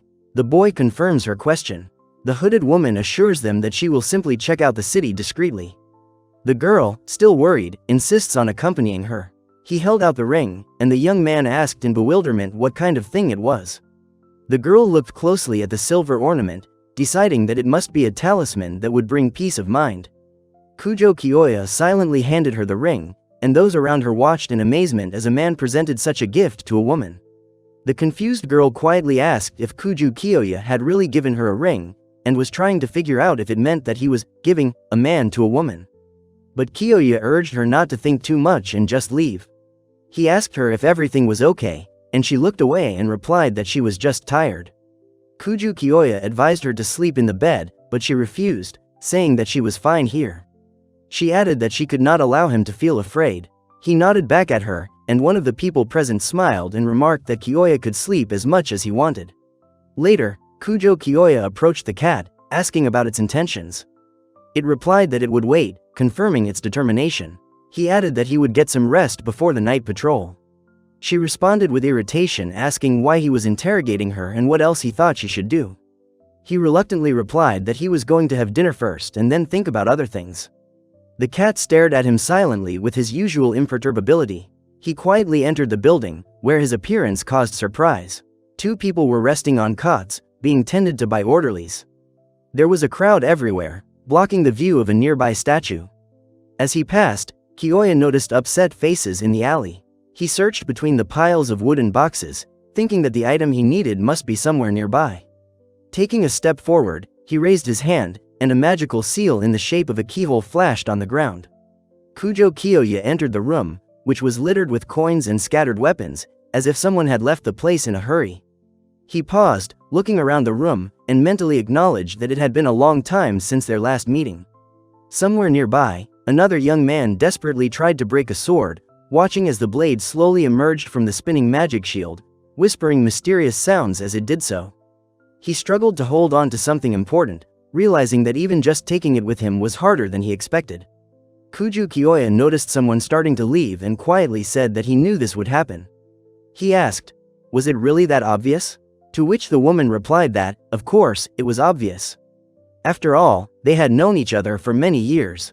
He asked if she would try to stop him, and she said confidently that she had to. After all, he was the one who said they should wait. And now she considers those words a lie. With desperation in her voice, she wondered if her pleas would somehow keep him, since she had neither the strength nor the power to make him stay. Kuju Kiyoya turns away, mentally noting that such a question is manipulative. At that moment, the girl happily jumps on his back, laughing and admitting that she has fun teasing him. She says that she won't stop him, but just wants to see him off in a childishly selfish way. Following this, the demonic woman gently hugs Kiyoya and asks him to be careful outside the castle. He thanks her discreetly, promising to return, and she, with a half smile, advises him not to make the woman wait too long. Strange figures resembling dolls appear along the way, playing trumpets and drums in sync. Kuju Kiyoya watches this with a concentrated expression on his face. He looks around the demon lord's castle, sensing an ominous presence emanating from its walls and towers. The man sitting on the throne welcomes the new guest, noticing Anri-chan's recklessness. At this time, the clown-like figure enthusiastically offers to give the newcomer the warmest welcome. Kujo Kiyoya calmly notes that this enemy's servants do not pose much of a threat. He speculates that either the demon lord has become stronger or there is something more dangerous behind the scenes, dismissing the idea that the team could lose to such weak opponents. With a powerful thrust, Kujo Kiyoya delivers a punch straight into the face of the clown-headed monster, causing an explosion to shake the surrounding area. He senses a ghostly magical impulse emanating from the depths of the castle and decides that this is where he needs to go. Sitting on the head of the giant creature, he suddenly realizes something important, while the hand raised to strike freezes. The man on the throne challenges him loudly, demanding that he come closer without hesitation, as if it were a duel scene. The clown exclaims that the heroes are barging in uninvited and wonders if the intrusion is worthy of the high title of hero. Kujo Kiyoya reproaches him for the impropriety of invading and capturing another city, and confirms his identity by calling him Mr. Gigyorg. The woman next to him explains that the demon has no morals and acts solely at the will of chaos, so his actions are always unpredictable. She screams for help, trying to hold back the figure of a man standing confidently on the burning structure. Kuju Kiyoya calmly states that his opponent below him is the last one. The girl next to him looks down in confusion, silently. Shrouded in black energy, with a scarlet light in his eyes, he coldly accuses those around him of being useless. The figure with long hair and a hat, grinning, agrees to play his part and asks what he is trying to achieve. Kujo Kiyoya raises his sword, silently calling for his enemies to come out and fight. The clown, watching what is happening, says that since Kujo Kiyoya is a good guy, he is not in the mood to fight today, and the hero himself calmly stands on the flaming head of the monster. A clown-like figure steps forward, arms outstretched invitingly, promising to bring a little fun to anyone who dares to approach. She then activates a spell called Velodia Vervolas, and 4 glowing circles with skulls on them begin to spin, emitting bolts of lightning. Kuju Kiyoya notices the magic circle, instantly remembering that he had seen this technique the day before. He watches as the structure flares up again, while someone on the side shouts in alarm about fire. Behind the man in the jester's costume, ominous symbols, skull-shaped wheels, flash as surprised exclamations are heard from the crowd. He comments that this magic is easily destroyed with minimal interference, and asks with a grin if she managed to defeat those she attacked. Kujo Kyoya calls for the enemy to focus, hinting that someone is waiting for him to return home, and receives an interested reaction. In response, the clown throws several objects engulfed in flames at him, challenging him to a fight. The opponent dodges, remaining collected. The clown mockingly belittles Kujo Kyoya's abilities, calling them insignificant, but he calmly swings his sword amidst the flames. The man wonders why only the academy has certain knowledge, and the clown suggests that it is due to the excessive zeal of a certain Lil for learning. Kujo accepts the challenge after his readiness is questioned. The clown threatens to personally deal with him, and Kujo feels the magical pressure from the enemy increase. He encounters a monstrous entity covered in skulls and wheels, whose presence is unsettlingly heavy. However, Kujo remains unfazed. His opponent wonders if Kujo's strength is exhausted, but then mockingly clarifies that he is only using 70% of his strength, and asks if the hero is now afraid. The monster threatens that fear is useless, because the decision to destroy it has already been made. Kujo Kyoya does not move. He mentally assesses the enemy's strength and comes to the conclusion that it is too insignificant. The enraged enemy demands to repeat what was said, without holding back his rage. Kujo admits that he has realized the true nature of what is happening, and the watching woman asks if he is truly the demon lord himself or just his reflection. The clown is indignant, feeling that he is being perceived as a fool, and a jester standing nearby comments that there is clearly something wrong with him. The enemy finishes casting their spell and, ending the game, activates a powerful magical explosion that fills the sky with skulls and thunderbolts.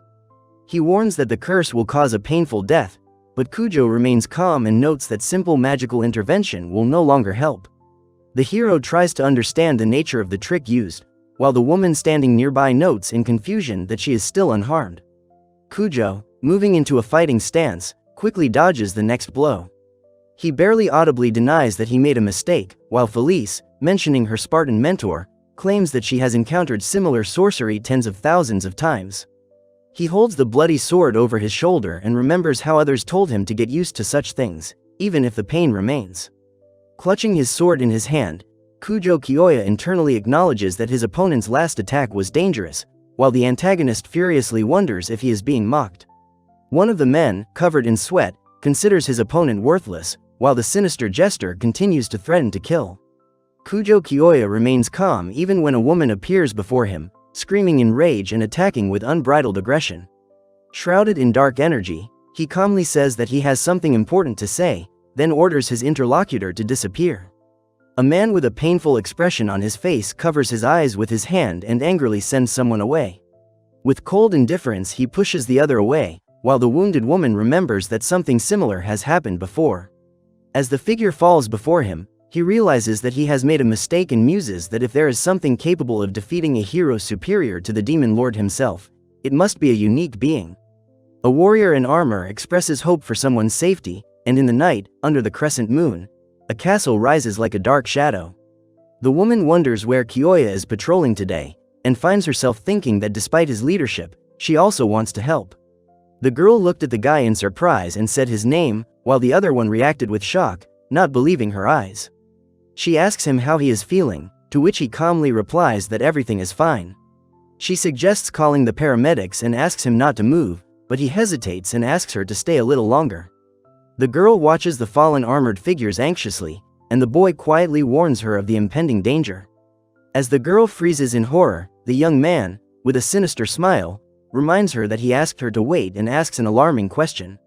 The man sarcastically mocks the other, claiming that it was he who crushed the soldiers and strengthened the Demon King, adding that his interlocutor is nothing but an unworthy hero. Kujo Kyoya claims that he defeated those who were part of Team A, and even the Demon Lord was unable to defeat him. He calmly suggests that there must be a good reason or a complicated backstory behind the Demon Lord's deception, but the girl doesn't understand what he's getting at. She regrets that things could have turned out differently, while the young man finds himself face to face with a woman with flowing hair, surrounded by swirling energy. The young man shouts the name of the move, then directs a powerful airstrike towards the female opponent. The woman coolly explains that her technique summons a protective statue shrouded in vibrating magical energy. Kujo Kyoya calmly announces that his unique ability has been activated, while a chaotic battle with monsters begins around him and someone calls his name. He releases a power called the Skill Devourer, a huge paste-like creature with 2 arms, the palms of which open into eye sockets. The man explains that this ability does not simply copy, but absorbs the source of power of others. The girl says that when she was first summoned to this world, she gathered the powers of demons until the academy students intercepted her hunt for the demon lord. She adds that she herself was treated as unworthy, a failure among others. He claims that all students at the academy have some degree of ability to deceive and manipulate. He confidently declares that by adopting other people's abilities, he will be able to become the strongest in the world. The woman promises to give it her all, despite the pain, while the man reluctantly admits that he must leave his enemies alive or he will uproot them. The girl, clutching the sword, firmly declares her intention to stop Yuki-san. Kujo Kyoya smirks and says that he is unstoppable, confidently denying anyone's ability to resist him. He mockingly remarks that the weak dogs always bark louder than the others, while the figure with the dagger hangs in the air, clutched by a monstrous paw. The girl freezes in shock when her own shadow hand suddenly stops the oncoming attack. She is surprised to feel her hand fill with an alien energy, remembering the ring Kujo gave her. Kujo Kyoya wonders if the ring's magic is truly hers, doubting her abilities. She unleashes a powerful airstrike with her weapon while he barely manages to close, noticing that even the ring's protective shield can't cope. The man mockingly calls his opponent worthless, and the woman declares that such people are merely food for the worthy, and orders him to part with his sword. The masked fighter does a somersault and falls to the ground with a thud, and the shocked girl asks how Asori managed to do that. The young man explains that he couldn't sleep and went on a night patrol, and the woman standing behind him asks an alarming question. Is he an enemy and what is going on here?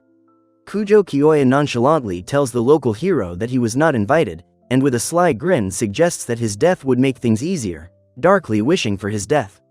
He silently notes the strength of the girl who had previously claimed that the untalented should part with their swords. She explains that Asori cancelled the strike with wind magic, although she herself was not sure of the result. The young man reminds his interlocutor that it was his sword that saved the kingdom, after which he wonders whether this story was just a beautiful fiction. Kujo Kyoya looks with hatred at those he deems useless and unleashes a devastating attack that, according to an eyewitness, surpasses all previous ones in strength. He acknowledges the resilience of his opponent, who managed to survive many blows, and reluctantly gives credit to his endurance. Kujo takes note of the first-tier spell that was cast, while the worried girl checks on Asori's condition, hoping that she is okay. He warns that this is just the beginning, there are 17 more levels ahead, and suggests that they endure at least the first one. One of the observers is amazed, and the woman admits that she likes the expression on his face, especially when he chuckles quietly. He wonders in surprise if the demon lord is still alive, while the other remarks that no one in this world is capable of killing him completely. The woman holding the wounded man looks around for another man. Kujo Kyoya watches her anxiety with restraint. The blonde explains that Kyoya is currently on patrol. The dark-haired man counters that it doesn't matter, and the next second, Kyoya announces that he's going to eliminate them right now, sensing the change in the situation.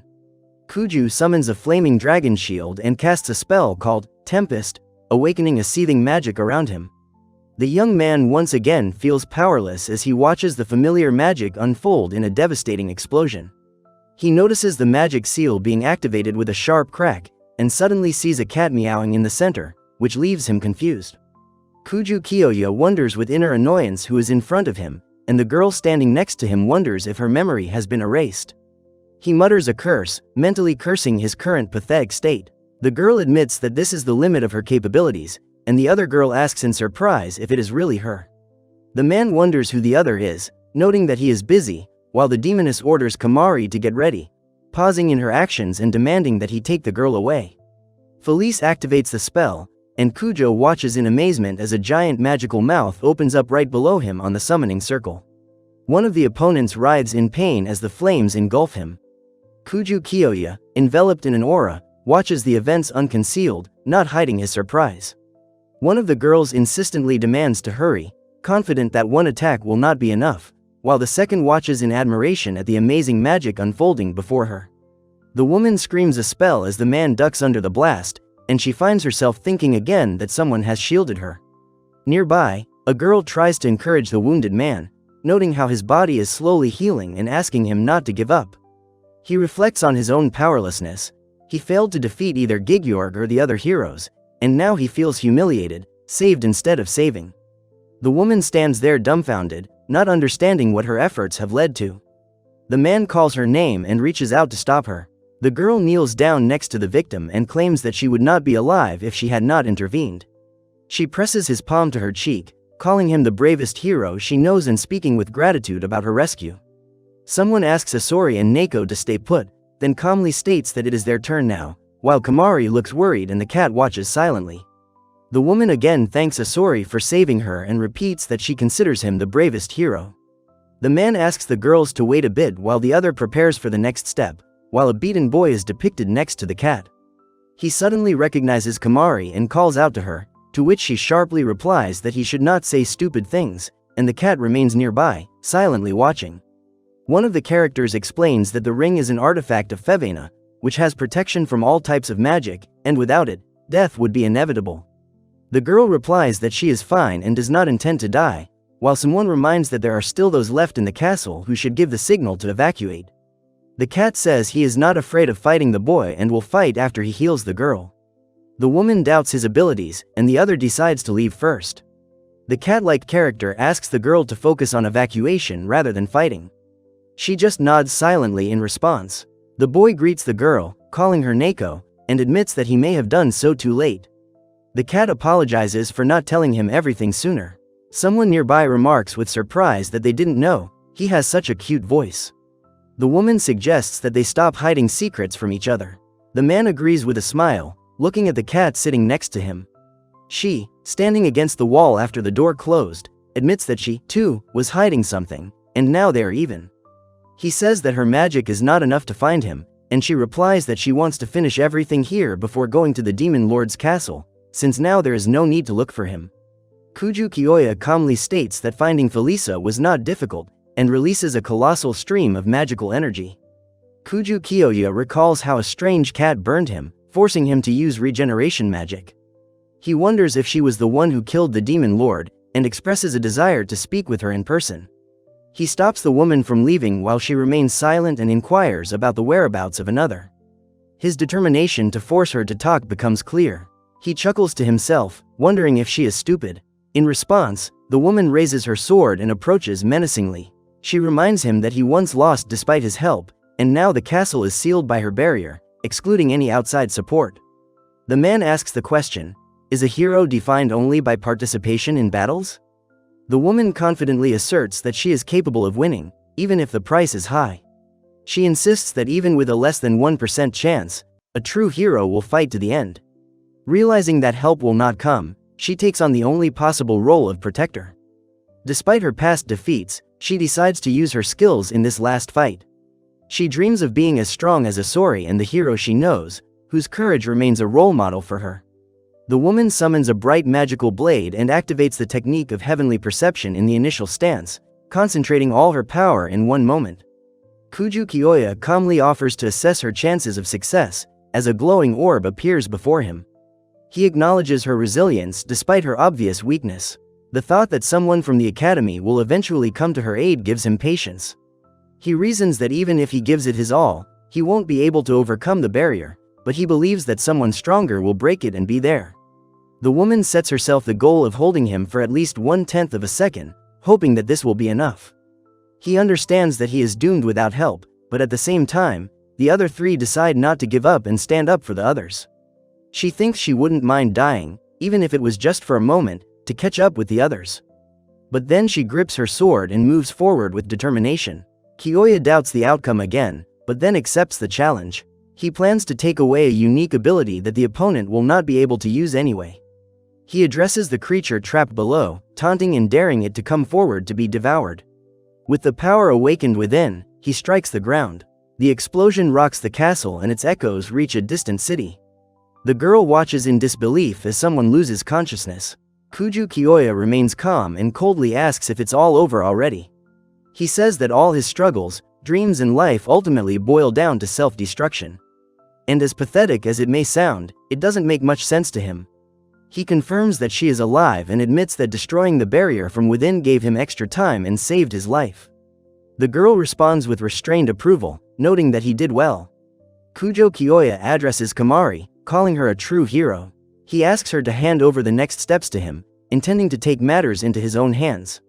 One of the men asks if Kuju is really the one who killed the demon lord and owns the cat. In response, Kuju coolly asks what will happen if it is true. He realizes that his interlocutor is also hiding true power, and threatens to devour them and turn them into the source of his power. Feeling a surge of energy, he notices a figure respectfully acknowledging his power. The being reveals part of its essence, indicating that even the empowered overlord has fallen. A monstrous creature with multiple limbs, butterfly-like wings, and a gaping maw enveloping its neck appears before him. The creature prepares to use the skill eater technique, Chimera. Kujo Kyoya muses that this form is combining all the unique abilities he has used and reaching its ultimate power. Meanwhile, the woman declares that she will absorb everything, threatening the girl. Kujo says he will fight because his friends and cat were being tried to be killed. He declares that such vermin must be destroyed and challenges the thief to a fight. He raises his hand and declares that he will demonstrate the gap between a coward who relies on deception and someone who has trained for years to perfect his body. After repelling the first attack, he prepares his weather control ability, watching the air thicken around him and mentally calling his opponent an idiot. With cold-blooded fury, he warns that he will tear his enemy apart before he has a chance to beg for mercy. He watches calmly as the terrifying creature rushes forward with its mouth open, while assessing what is happening with composure. One of the observers explains that in its final form, Kyogoku's ability merges his body with the wind, rendering attacks against him useless and granting him lightning speed. The boy blocks the blow, causing the monster to fall into a state of shock and uncertainty.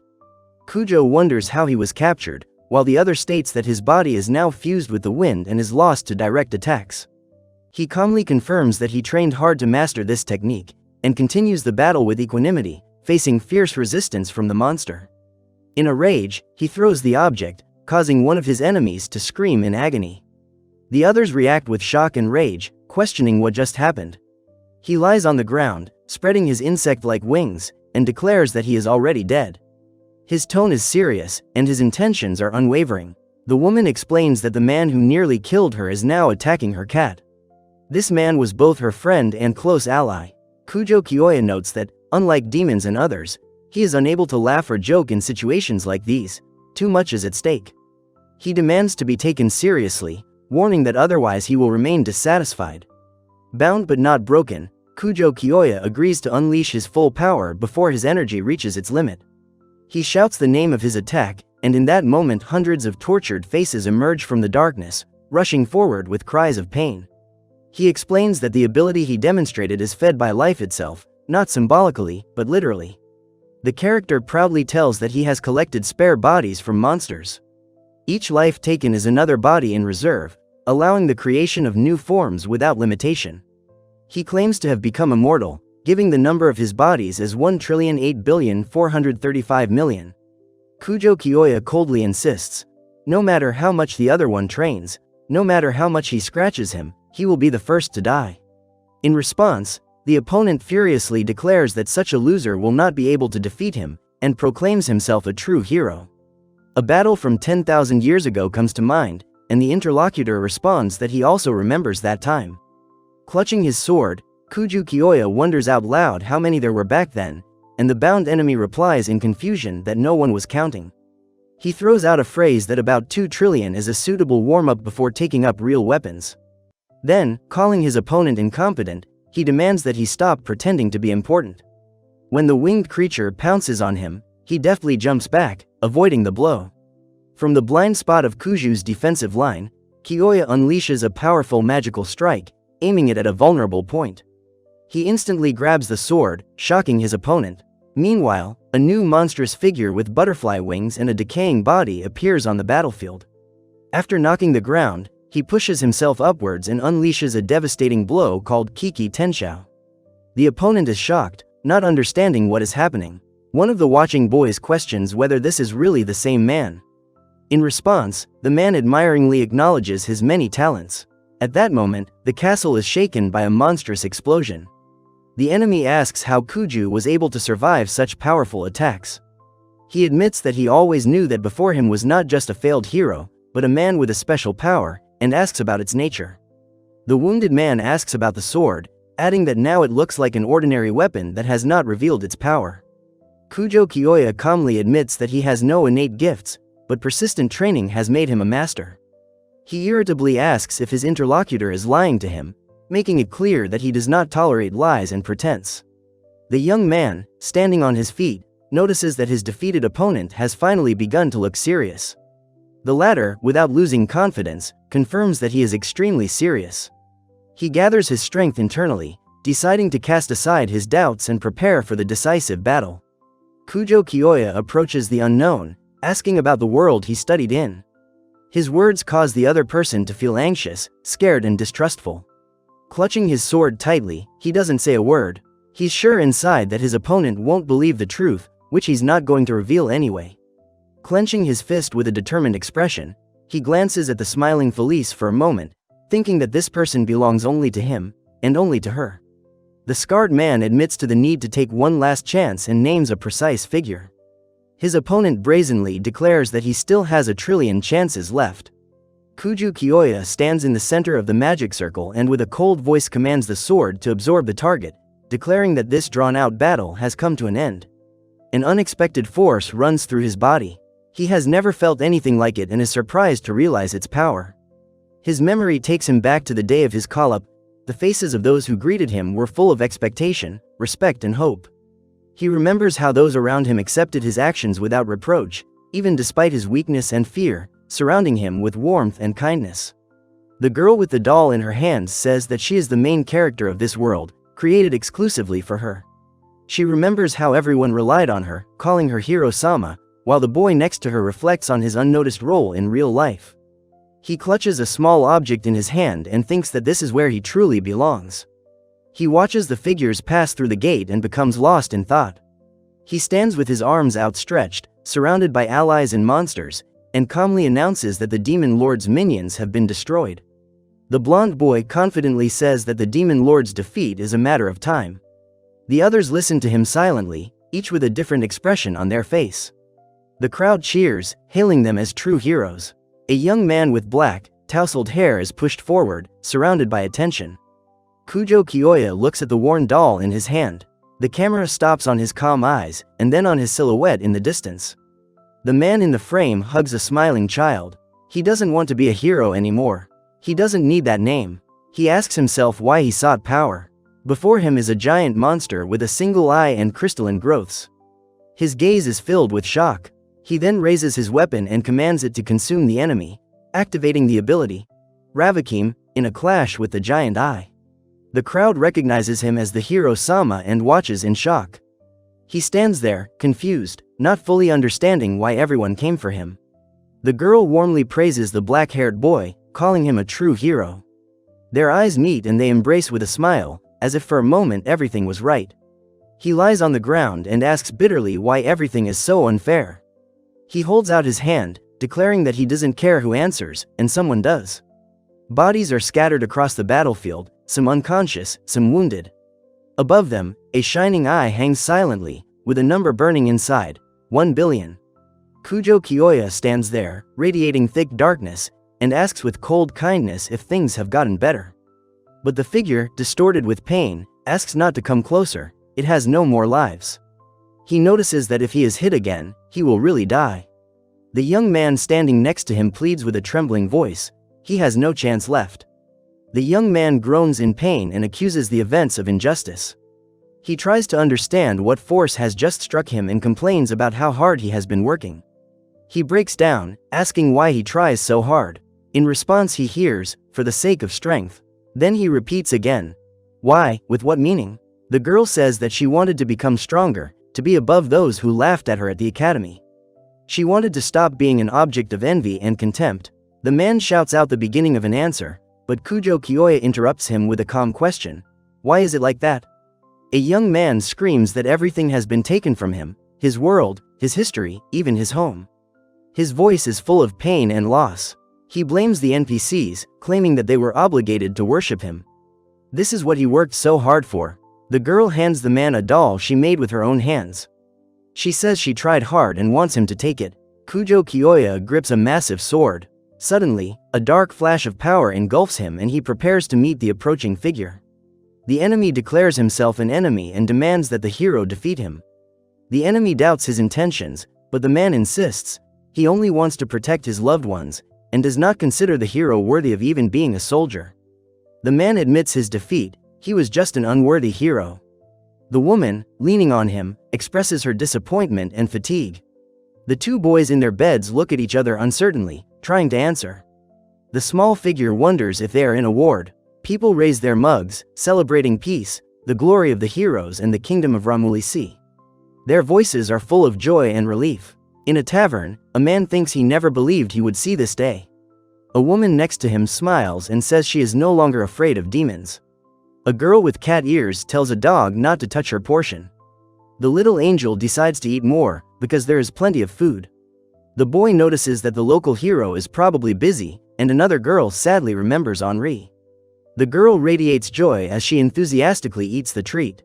The cat watches her in amazement, and the boy advises her not to overdo it, noting how delicious the food is. He remembers trying to hide it all and wonders at what point people started to accept Felice's talkativeness as normal. Meanwhile, the girl happily announces that they won't be expelled from school and offers her food with a smile. Kuju Kiyoya nods in agreement, echoing the girl's words about how yesterday seemed to have disappeared, leaving behind only the feeling of a new beginning. After the battle, the young knight rests, sitting right on the floor, surrounded by the silhouettes of the other participants.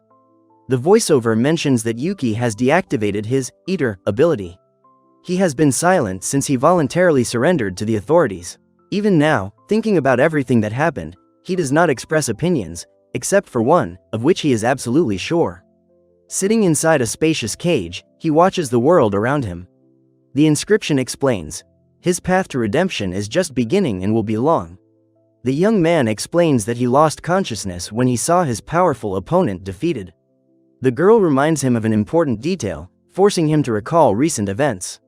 Someone clarifies that the attack resulted in serious injury, but in the end everything ended well. The girl reacts with surprise to the sudden words of gratitude. The man admits that despite her fear and loss of consciousness, the woman acted like a true hero. He tells Kamari that she did it, despite everything. She just smiles quietly in response, and then they raise their mugs and clink glasses in celebration of their victory, while the cat watches them silently.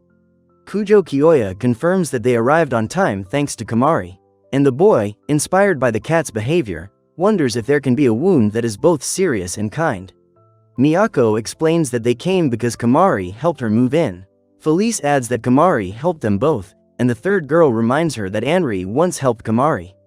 The man says that Lala called for reinforcements and took the unconscious soldiers to the infirmary. The girl confirms, Lala really did help.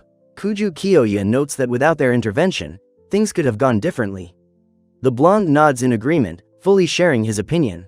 They celebrate the team's victory with a chorus of toasts and thanks.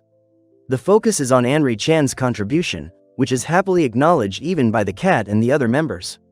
The teacher reprimands Team B for being late, despite being a substitute. He points out that 15 minutes earlier would have made a difference. One of the girls thinks that the guy has remained the same, while the other regretfully says that she would like to say goodbye to Henri.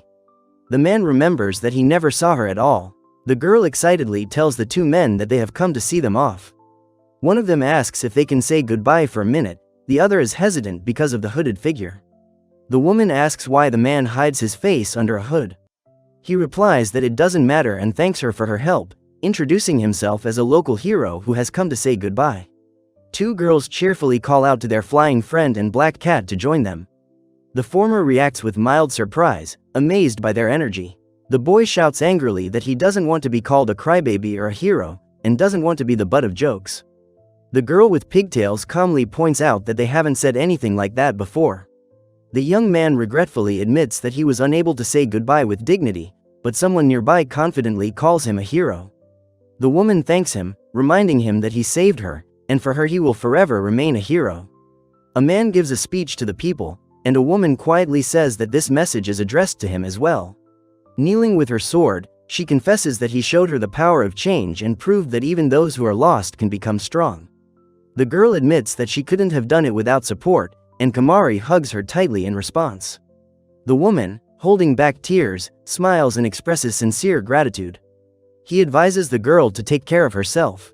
The cat-like character adds that defeating the demon is not the end, someone will take his place.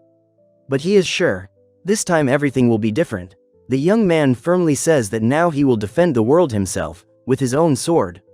The man asks about Felice's first adventure, and she replies that it was interesting, but admits that there are still many goals ahead. He mentions that the academy remains a place for heroes, and the demon lord and cat will definitely find something to do there. Now, with the world gates, you can travel anywhere, but what to do next? The cat is interested in feelings, and another character remembers warm moments with friends and a dog. He says that he will go where that man goes, because that is where he belongs. Kujo calmly agrees to obey the demon's orders, and the cat hesitantly talks about returning to Lala-chan's team. Kujo Kyoya expresses his willingness to go with them if they wish to return or leave, and is ready to eliminate anything that gets in their way when a shining portal opens before them. The woman again blames someone, claiming that he is to blame for everything, anxiously biting her finger. She suspects that Kujo is angry, but he only smirks, saying that there is nothing more humiliating for a goddess than biting her own hand. The woman admits that the hero was summoned by another goddess, and openly says that she did not fully understand Rose-sama's power. She reproaches the man that his excuses prove that he is not ready to be a god. The man, holding a gaming device, explains that even if he has to cheat, he is obliged to play the game honestly to the end. One of the women suggests starting a new game for revenge, the second states that it is not interesting to play if you cannot win, and the third, if you cannot control the dog. The girl asks if the game is a team fight training. The voice confirms, it is a tournament to determine the strongest in the school. A woman with long hair is nervous before the start, wondering which team will be stronger, while a sophisticated teacher confidently declares that victory will undoubtedly go to the other side. Someone laughs quietly, and three figures appear before the audience, introducing themselves as the Rosen Children, the academy's strongest team with all members ranked S. The girl says with enthusiasm that she is looking forward to the start of the tournament. The teacher addresses the newcomers, urging them to be attentive and listen to every word. The girl explains to the group that the training will take place in a pseudo-city, a special subspace designed as a full-fledged urban center created by the school for training. The instructor adds that everything from entertainment to shopping will happen there, and that the infrastructure is no different from the real thing. He emphasizes that there are no civilians in this city, so you won't be bored. The woman reminds everyone that today is the academy's 6-month anniversary, and since tuition is free, everyone can have fun, to which the crowd responds with thunderous applause. Two girls are excitedly pulling Kujo Kyoya in different directions.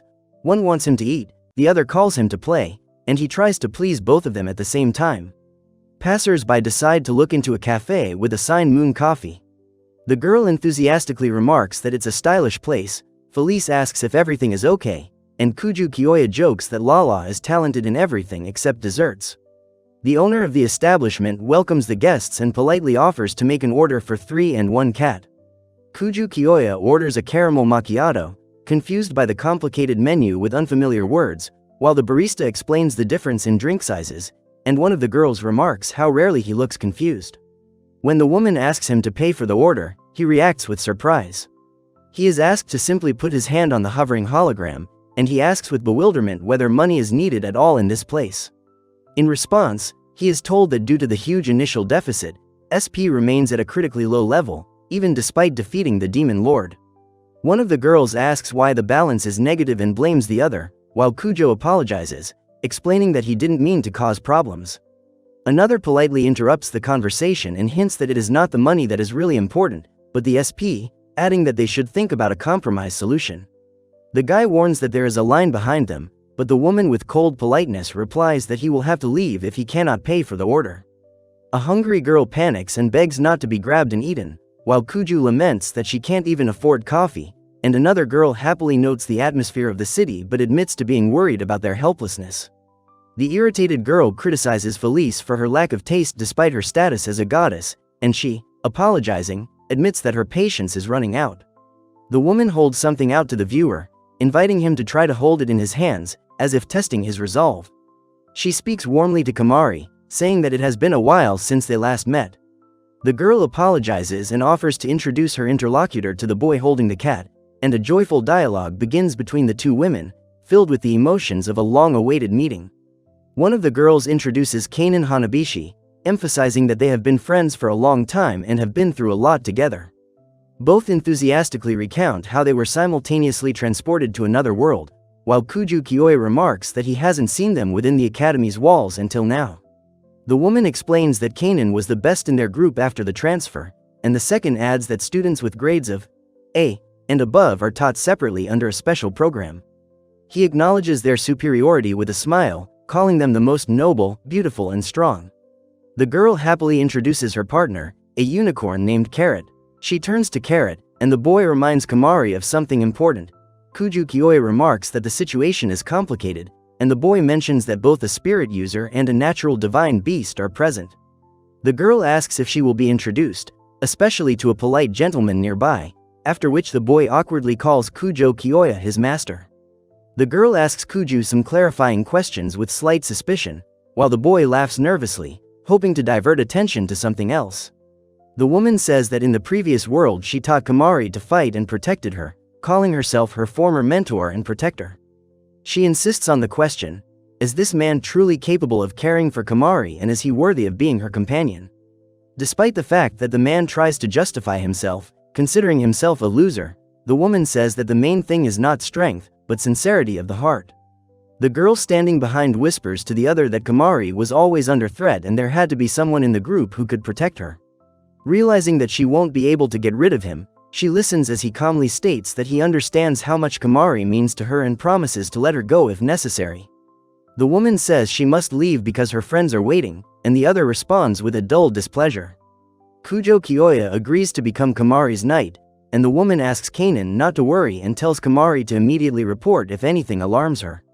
She announces that the tournament is about to start and asks everyone to start preparing. One observer recalls how the boy briefly experienced an incredible surge of magical power, which then suddenly dropped to level F. The boy asks curiously about the tournament, and the two girls watch his reaction carefully, gauging his interest. A woman speaking to students explains that they will be taking part in an intense team exercise, comparing it to an extreme sports festival. She adds that participating in such tests can impact the student's future and get approval from the executive board, while the man clarifies that outstanding abilities will be noticed by senior teams. The man regretfully admits that some of the students missed the recent event in the city, and the woman emphasizes that the academy attaches great importance to the tournament and prepares many awards for the best. She explains that the competition will consist of 3 stages: capture the flag, survival mode and the final battle, and that detailed rules will be presented immediately before the start of each stage. The man briefly describes the tournament as an arena where absolutely everything is possible, without restrictions. The illustration confirms his words. The main goal of the tournament is to evaluate the ability to use any available resources, including unique skills, magical artifacts, and even prohibited drugs. Kujo Kyoya expresses his desire to participate, but is warned that any actions during the tournament, including murder, will be considered accidental and will have no consequences. The girl cheerfully calls out to Kazuka, and the man calmly advises him to seriously prepare for the tournament so as not to die on the very first day. The girl asks if the interlocutor is really talking about the upcoming competition, with obvious interest in her voice. Kuju Kyoya looks puzzled and says that the woman standing in front is one of the founders of the academy. Someone explains to the boy that the goddess Rose is the patroness of cunning and deceit, and another woman adds that she saw her only once, but remembered her ability to radically change her appearance. The woman cautiously confirms that they are indeed talking about the tournament scheduled for a month from now. The other one turns to Rose-sama and says with a slight smile that they will see each other again in a month. The girl clutches a glowing object with a mischievous smile, admitting that she can't resist spoilers and leaks as she eagerly awaits the upcoming game. The man suddenly announces that everything will start tomorrow, causing surprise among those present. The woman agrees to start the next day, while the other prepares for the card draw, convincing Kazuka that they are of the same mind. People in the room look at the slot machine that has activated as the faces of 3 characters appear on the screen one after another. He notices with surprise that the first match of the first day went to Lala Chan's team, while the girl next to him is confused and the other expresses disappointment at the unfortunate draw.